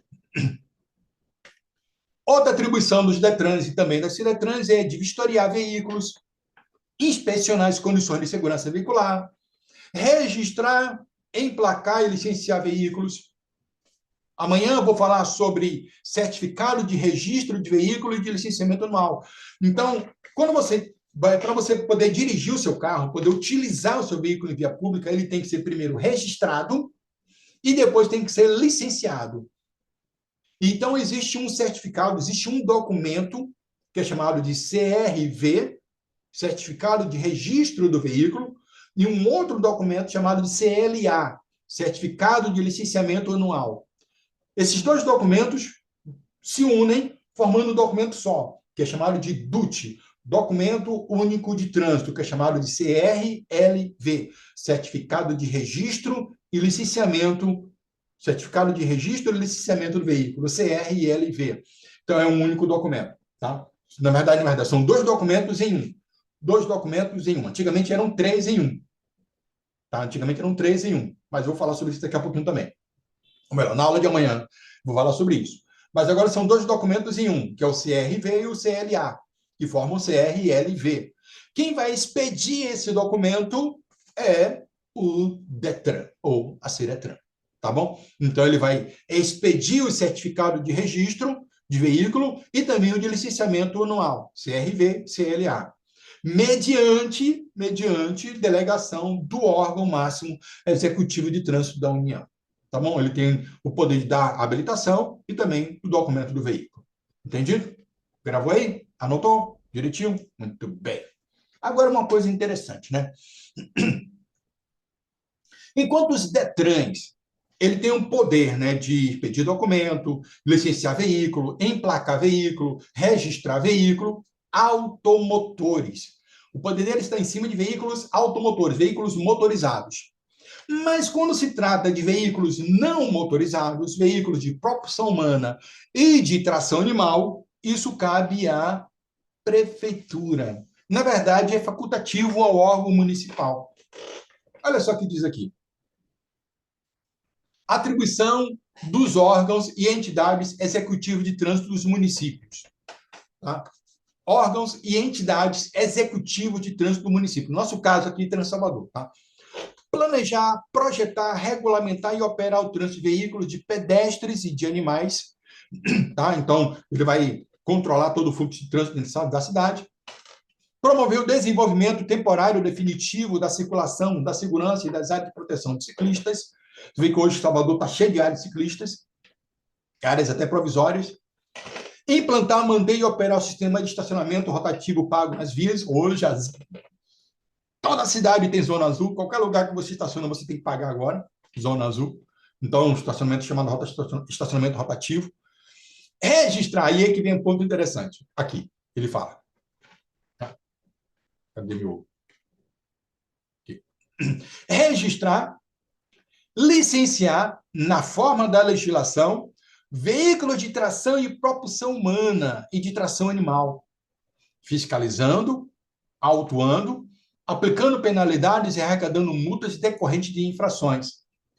Conceder autorização para conduzir veículos de propulsão humana e de tração animal. Na verdade, isso é facultativo ao município. Ou seja, se Bruninho, lembra de Bruninho? Sabe quem é Bruninho, né?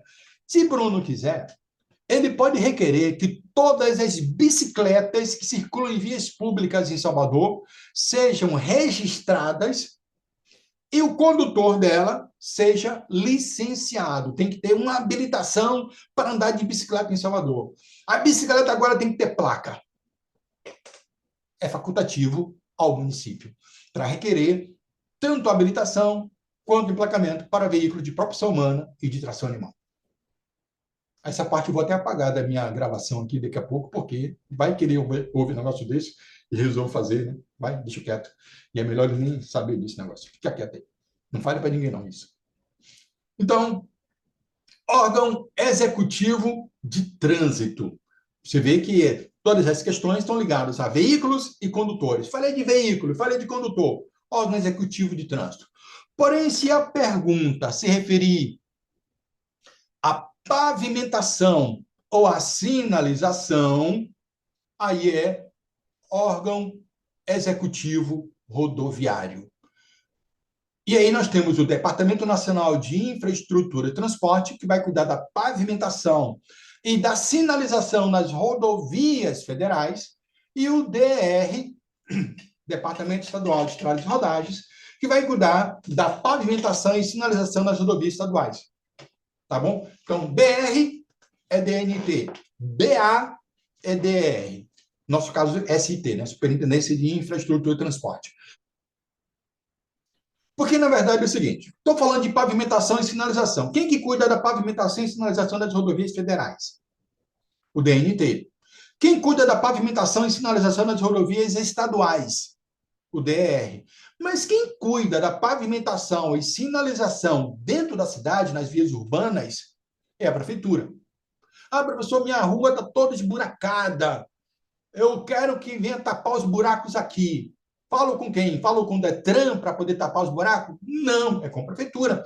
Ah, o pessoal está fazendo os pegas aqui de madrugada, eu quero colocar uns quebra-mola. Geralmente xerife da cidade, da rua, que bota quebra-mola, né? Mas você pode solicitar a implantação de lombadas na sua via para segurança para a prefeitura. Tá? Então, é o município responsável pela pavimentação ou sinalização nas vias urbanas. Então, eu posso até deixar a prefeitura mesmo aí. Não tinha tirado, mas vou tirar não, deixar ela aí mesmo. Tá? Então, existe até desde que é cuidar de pavimentação ou sinalização nas vias urbanas. Entendido? Tranquilo?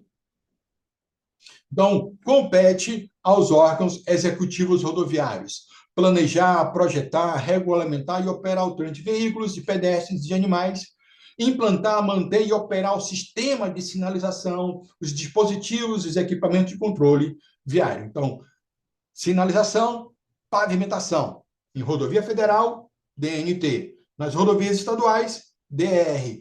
Dentro da cidade, o município. Entendido? Vamos lá. Professor, Não, diga, tinha Lisa. levantado a mão aqui, desculpa. O que acontece? Essa questão de botar quebra-molas em vias públicas, estava acontecendo uma situação, estava não, aconteceu uma situação dessa aqui na minha rua. Eu posso recorrer à prefeitura, ao município? Como é que eu Pode. faço essa reclamação? O senhor Porque estavam sabe? colocando, porque estavam colocando quebra-mola de qualquer jeito. É isso? Sim, é tipo a ladeira, numa ladeira bem íngreme, aí botaram um quebra-mola enorme na ladeira. Tipo, uma ladeira extremamente íngreme que desce carro, desce bicicleta. Eu mesma dei um tombo esses dias por causa desse quebra-mola. E O aí, pessoal não tem juízo, não. Bota não, quebra-mola. não tem juízo, não. Não tem. Aí eu posso fazer uma denúncia, tipo, eu entro na prefeitura e faço uma denúncia, tipo isso? Sim, você pode solicitar isso da prefeitura, justamente para averiguar isso e, se necessário, ou melhorar esse quebra-mola, se ele disser que tem, que pode ser colocado no mesmo, mas dentro de um padrão estabelecido pelo CONTRAN, ou remover esse obstáculo, que virou um obstáculo numa ladeira onde pode causar um acidente. Porque o objetivo da lombada é prevenir o acidente, é justamente evitar o acidente. E ele está causando um acidente, obviamente que tem que ser retirado. Então, pode sim, diretamente. É isso. Aí você vai diretamente para Salvador e faz a denúncia. Eles alegaram que, tipo assim, ah, nossa, aqui tem muita criança, e aí as motos estavam descendo a rodo, assim, sabe? Mas eu achei muito incoerente da parte deles botarem no início de uma ladeira. Poderia ter botado mais no meio da rua. E eu acho que eles não têm realmente um aval para isso, entendeu? Eu acho Não que eles tem. não têm uma permissão para colocar.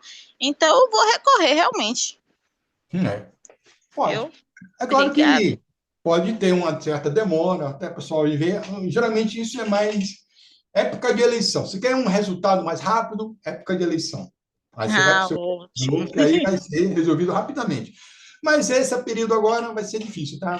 Não tem pessoal suficiente para olhar e tal, mas você tem o direito, sim, de pedir para remover.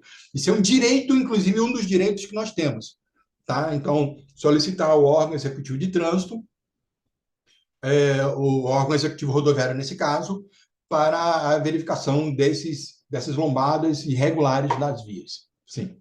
Ou para implantar ou para remover essa lombada irregular. Ou, pelo menos, melhorar ela, né? Colocá-la de forma correta.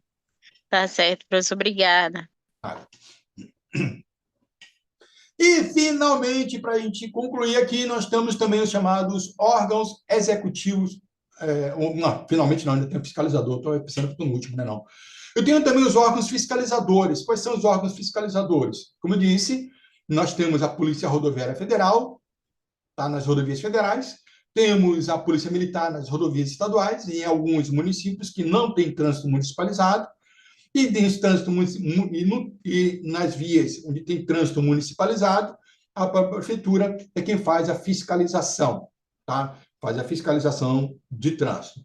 Cabe a eles, então, a Polícia Militar e Rodoviária Federal patrulhar ostensivamente, embora falar de patrulhamento ostensivo é um papel da Polícia Rodoviária Federal. A Polícia Militar não faz bem patrulhamento ostensivo, né? Quem faz patrulhamento ostensivo mais é a Polícia Rodoviária Federal.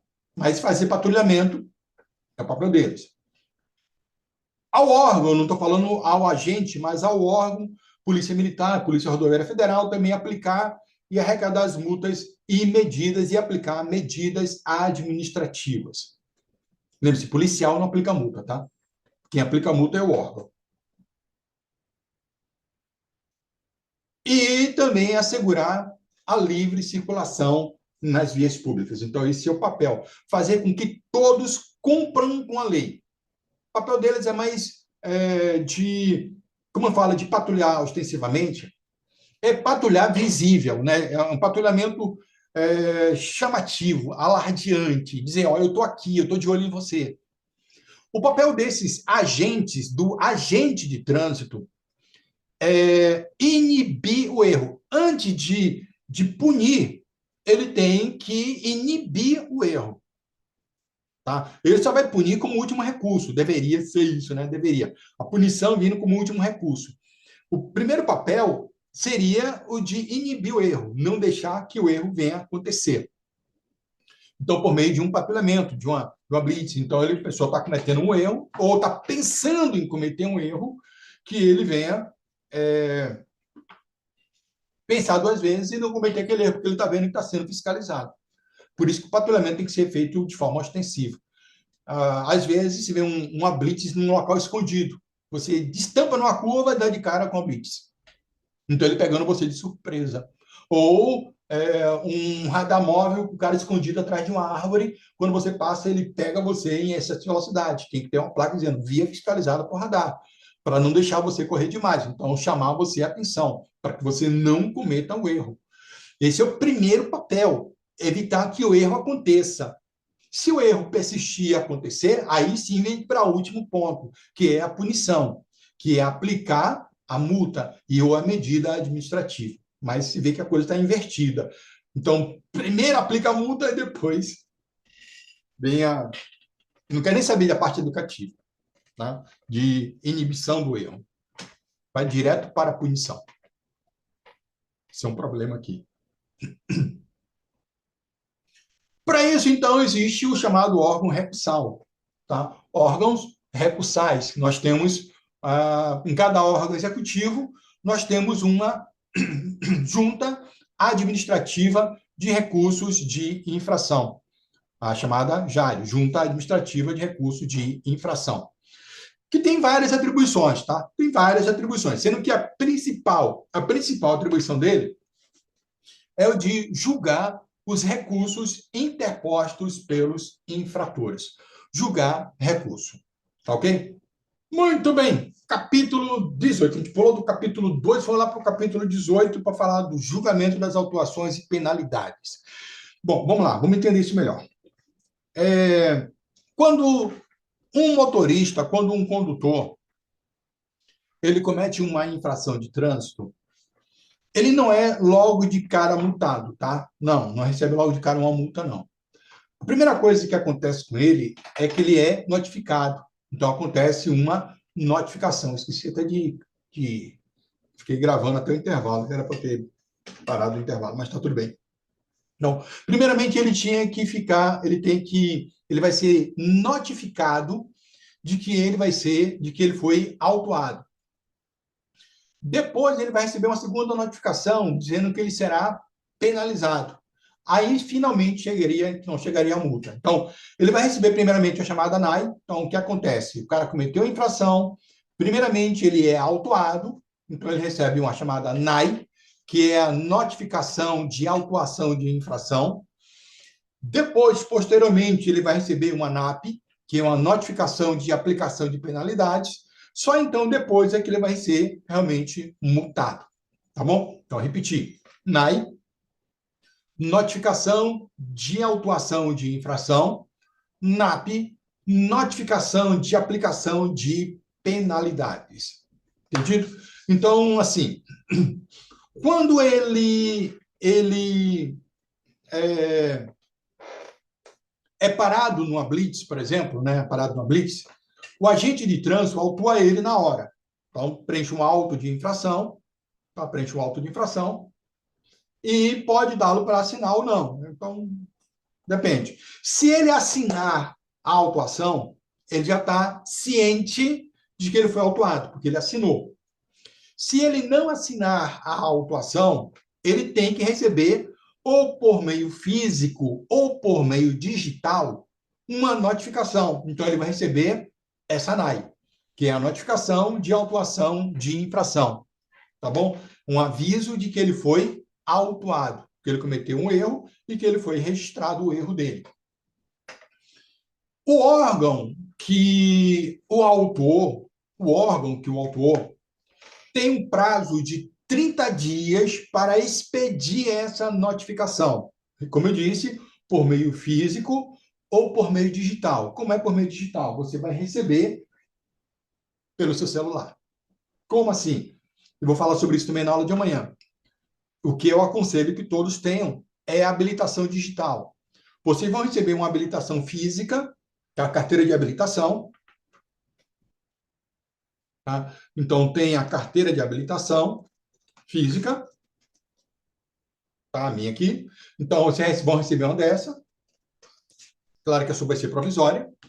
Mas também tem a carteira digital. Tá? Tem aqui a carteira digital. Que está no celular. Então, eita, ferro, tem um bocado de aviso aqui. Será que... Então, a habilitação. Então, está aqui a minha habilitação. Tá sem foco. Tá aqui, foco. Não veio. Está aqui, esse carequinha sou eu, então está aqui minha habilitação. Então, por meio digital. Então, quando você tem a habilitação aqui digital, então você recebe as notificações por isso aqui. Então, tá aqui. Então, tem uma caixa central de mensagens aqui que você vai receber, já cai aqui no aviso aqui no seu celular, de que você foi autuado, tá bom? Então, tudo é por meio... Hoje, tudo é por meio digital. Nada, raramente, vai receber alguma coisa pelo correio. Antigamente, a gente recebia isso pelo correio. Agora, é tudo meio digital. Estão poupando papel, tá bom? Uma vez que você foi notificado, você recebeu um aviso de que você foi autuado, você, então, terá um prazo de 30 dias para fazer duas coisas. Ou uma ou outra, ou as duas coisas. Fazer uma defesa prévia, chamada de defesa prévia, e também apresentar o condutor infrator. É nessa NAI que você vai receber um documento também, dizendo para você, caso não tenha sido você, caso, por exemplo, foi um sinal vermelho, ou foi um excesso de velocidade, você foi pego por um fotossensor. Então, não tem como saber quem foi que estava dirigindo o carro, quem é que estava dirigindo aquele carro. Vai aparecer apenas a placa do carro, então quem vai receber essa notificação é o dono do veículo, o proprietário do veículo. Então, cabe ao dono do carro, caso não tenha sido ele que estava dirigindo o carro, apresentar o condutor infrator. Ele tem 30 dias para apresentar o condutor infrator. Tá? Como é que apresenta? Ele vai no órgão que o autuou, vai diretamente lá nesse órgão. Eles têm um formulário, você vai preencher o formulário com os dados desse condutor. O condutor tem que assinar, como está na habilitação, tira uma xerox da habilitação dessa pessoa e entrega lá no órgão. Então, preenche com os dados dele, ele assina, xerox da habilitação, entrega no órgão para apresentar o condutor infrator. Tá bom? Então, é apresentar o condutor infrator. Se for na Trem Salvador, tudo isso tem que ser previamente agendado, tá?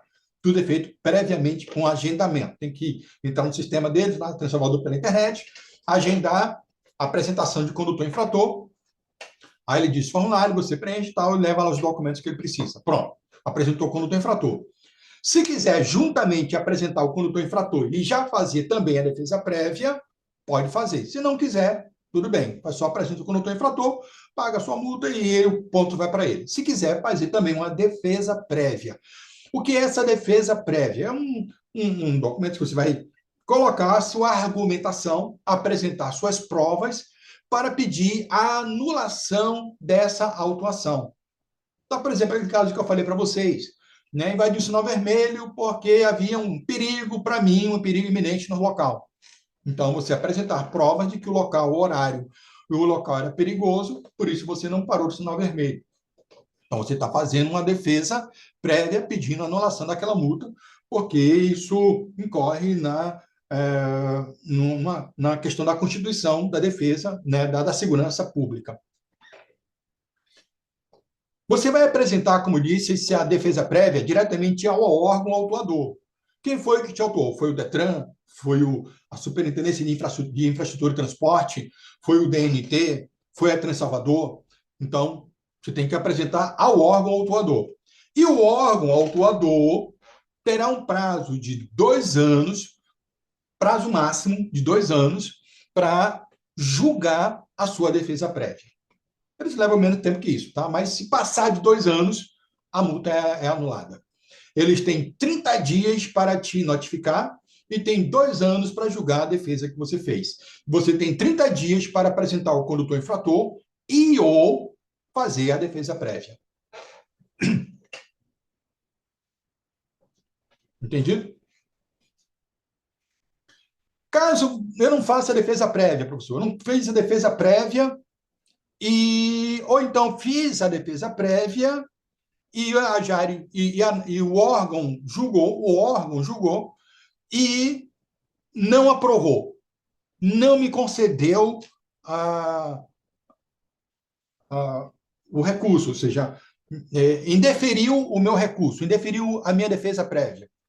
Então, você vai receber uma outra notificação. Aí vem a NAP, que é a notificação de aplicação de penalidade. Ela vem em 2 casos. Ou caso você não faça a defesa prévia, ou faça a defesa prévia e venha perder na defesa prévia. Aí você vai ser, de novo, notificado. É um aviso dizendo, ó, você vai ser punido. O primeiro foi um aviso dizendo que você cometeu erro. O segundo aviso é que você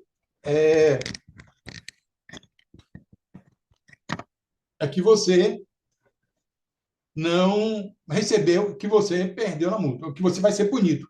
Entendeu? Parou o quê? Parou o quê? Parou? Vocês não estão me ouvindo, não? Só minha tela que está branca, só meu Xing Ling do meu... Aqui tudo ok. Ah, então foi só a Priscila aí, Priscila. Foi só a internet aí. A minha tela ficou branca porque minha webcam é Xing Ling, comprado na China, né, e fica assim, toda hora parando. Eu tenho que meter o dedão na lente para ele voltar a funcionar.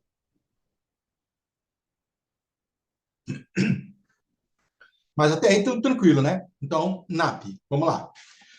Uma vez que você foi notificado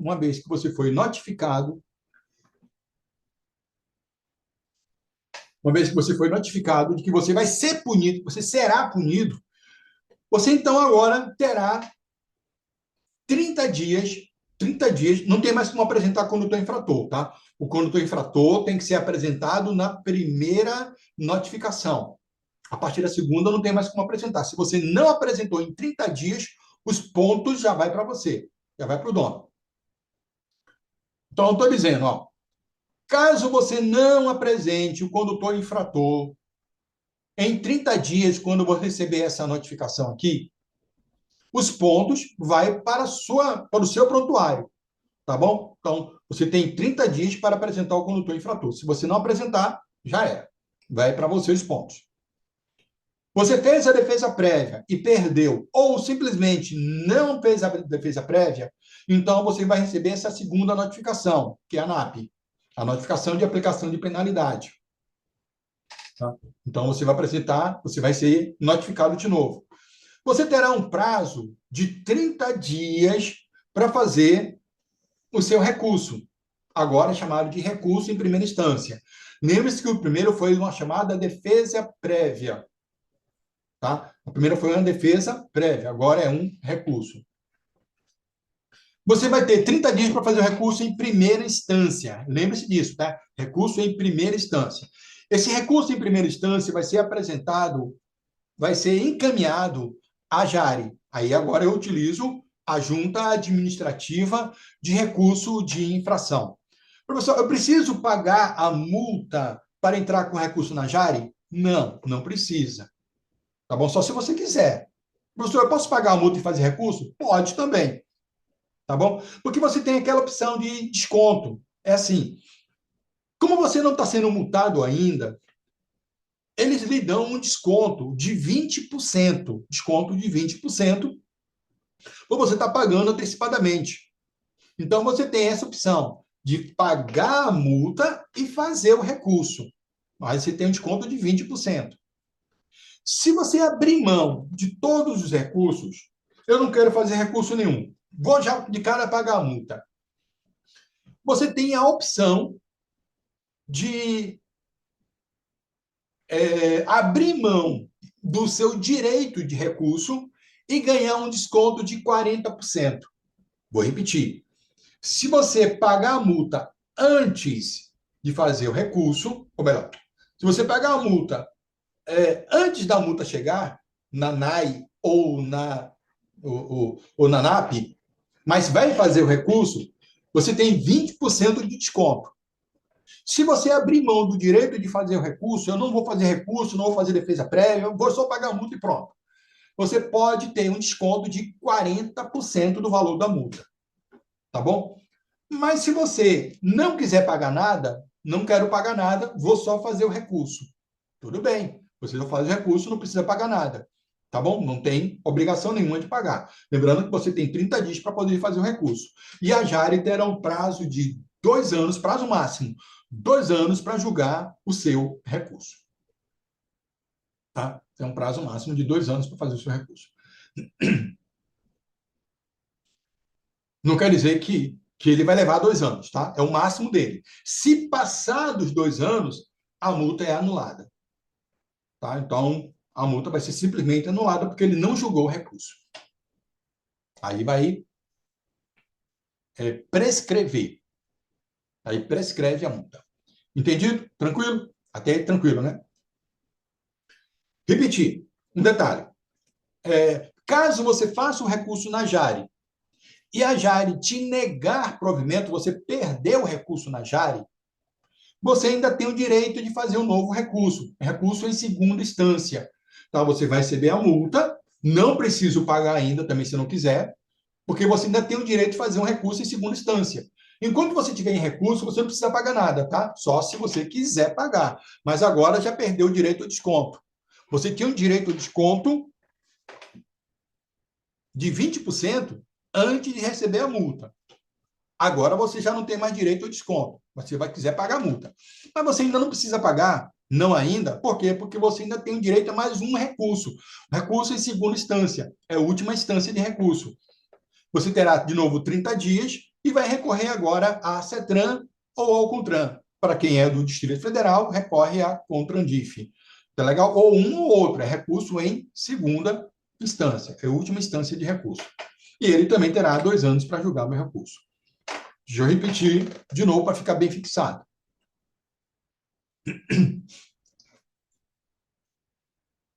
Artigo 284, Lei 9.503. Ele diz: caso o infrator declare pelo sistema de notificação eletrônico, celular, de que trata o artigo 282-A desse código, a opção por não apresentar defesa prévia, ou seja, você abrir mão do seu direito de fazer defesa, de fazer recurso, nem recurso, não quero fazer defesa, não quero fazer recurso, e reconhecer o cometimento da infração, o pagamento da multa poderá ser efetuado por 60% do seu valor, ou seja, 40% de desconto, valor da multa, em qualquer fase do processo.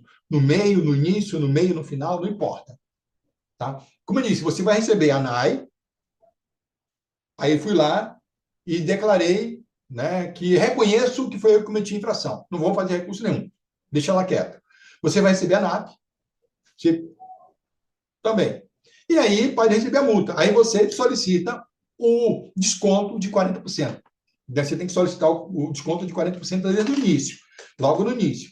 Aí você solicita o desconto de 40%, e aí ele vai emitir um boleto para você pagar o valor da multa com valor com 60% do seu valor total. Tá bom? Aqui, até o vencimento do prazo de pagamento da multa, desde que a adesão ao sistema seja realizado antes do correspondente envio da notificação da autuação. Ok? Então, tem que ser feito a declaração, né, de que você abriu mão do seu direito desde o início, desde a primeira notificação. Então, até receber a multa, você ainda pode pagar o valor dessa multa em 40%. Se vencer o prazo da multa, aí você perde o direito ao desconto. Você tem que pagar até o prazo dessa multa, tá?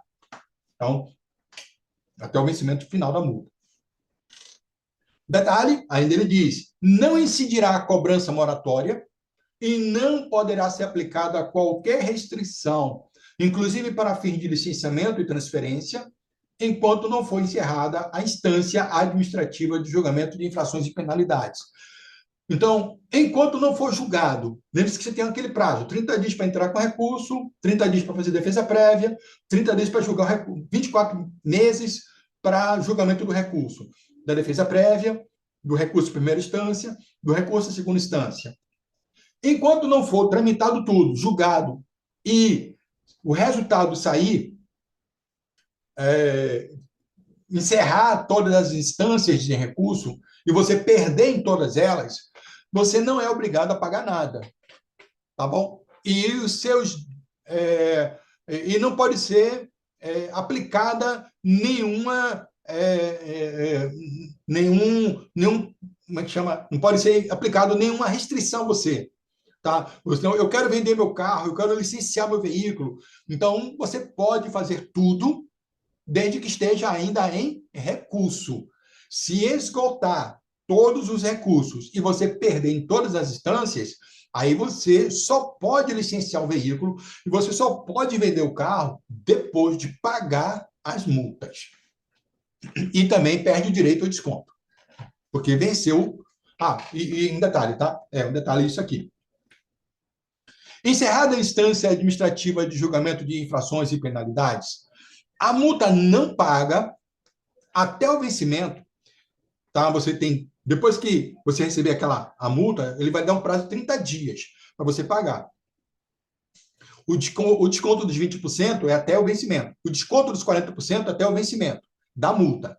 Se passar dos 30 dias, não somente você perderá o desconto, como ainda também ele pode ter juros. Entendido? Encerrada a instância administrativa de julgamento de infrações e penalidades, a multa não paga até o vencimento será acrescida de juros de mora, equivalente à taxa referencial do Sistema Especial de Liquidação e de Custódia, chamada taxa Selic, para títulos federais, acumulada mensalmente, calculados a partir do mês subsequente ao da consolidação até o mês anterior ao do pagamento, e de 1% relativamente ao mês em que o pagamento estiver sendo efetuado. Então, ok? Então, 1% por mês mais multa. Você vai ficar pagando de juros desse valor dessa multa se você não pagar até os 30 dias. Entendido? Tranquilo? Beleza? Até aí? Tudo bem? Bom dia, classe. Bom dia, professor. Eu posso falar aqui uma dúvida que me surgiu? Pode tirar. Vai perguntar. O senhor falou que a gente não precisa pagar a multa no decorrer do processo. E caso o condutor ele seja retirado pontos dele, como é que fica essa questão? Os pontos também. Os pontos só vão ser anotados no seu prontuário depois de esgotado todos os recursos. Só no final de tudo que os pontos vão aparecer. Enquanto não esgotar todos os recursos, os pontos não vão aparecer no seu prontuário, não. Ok, obrigado, professor. Um detalhe, tá? Imagine que todo esse processo leve um ano. Levou um ano. Perdão. Imagine que esse processo levou um ano, tá? E os pontos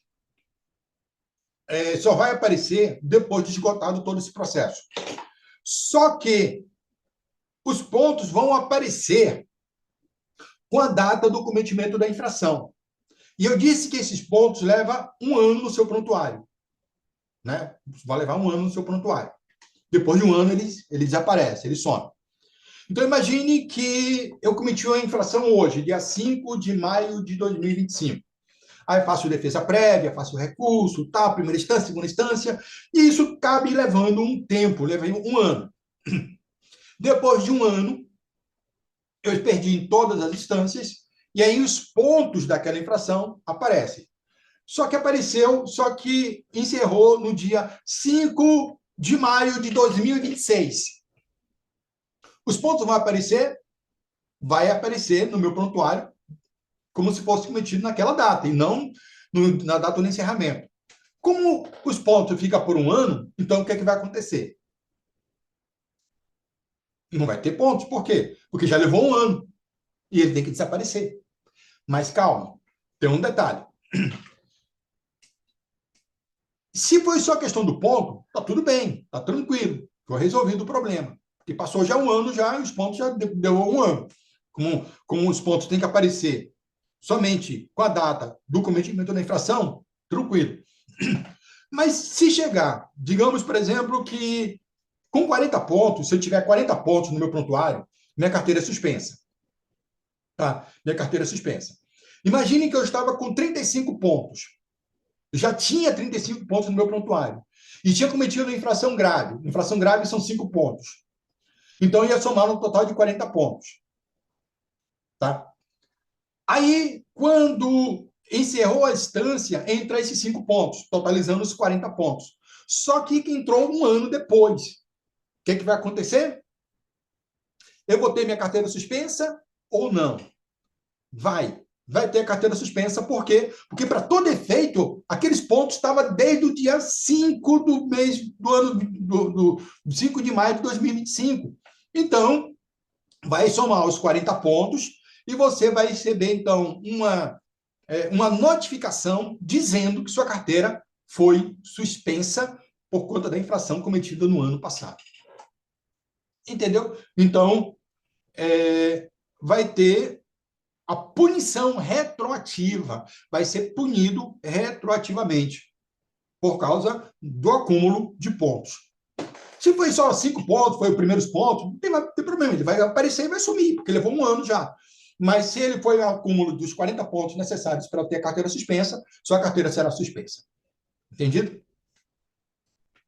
Entendeu, Marlon? Só uma dúvida. Entendi, professor. Obrigado. Pode falar. A carteira suspensa de mim, nesse caso, ele tem pouco tempo para recuperar a carteira novamente. Ou não recuperar? Perdão, eu não consegui entender direito. Repete a pergunta, porque o áudio não ficou muito bom. Repete de No novo. caso, se a pessoa tiver a carteira for suspensa, em quanto tempo ele consegue pegar a carteira novamente ou não pega mais a carteira? Ah, sim, entendi. A suspensão da habilitação, ela vai variar por um prazo de 2 meses, prazo mínimo, 2 meses, até 2 anos. 2 meses a 2 anos. Depende do tipo de infração que levou à suspensão. Então, mínimo 2 meses, máximo 2 anos. Depois de cumprido o prazo da suspensão, ele recebe a carteira de volta. Mas ele tem que fazer um curso de reciclagem e fazer uma prova teórica. Entendido. Entendido? Muito bem. Então,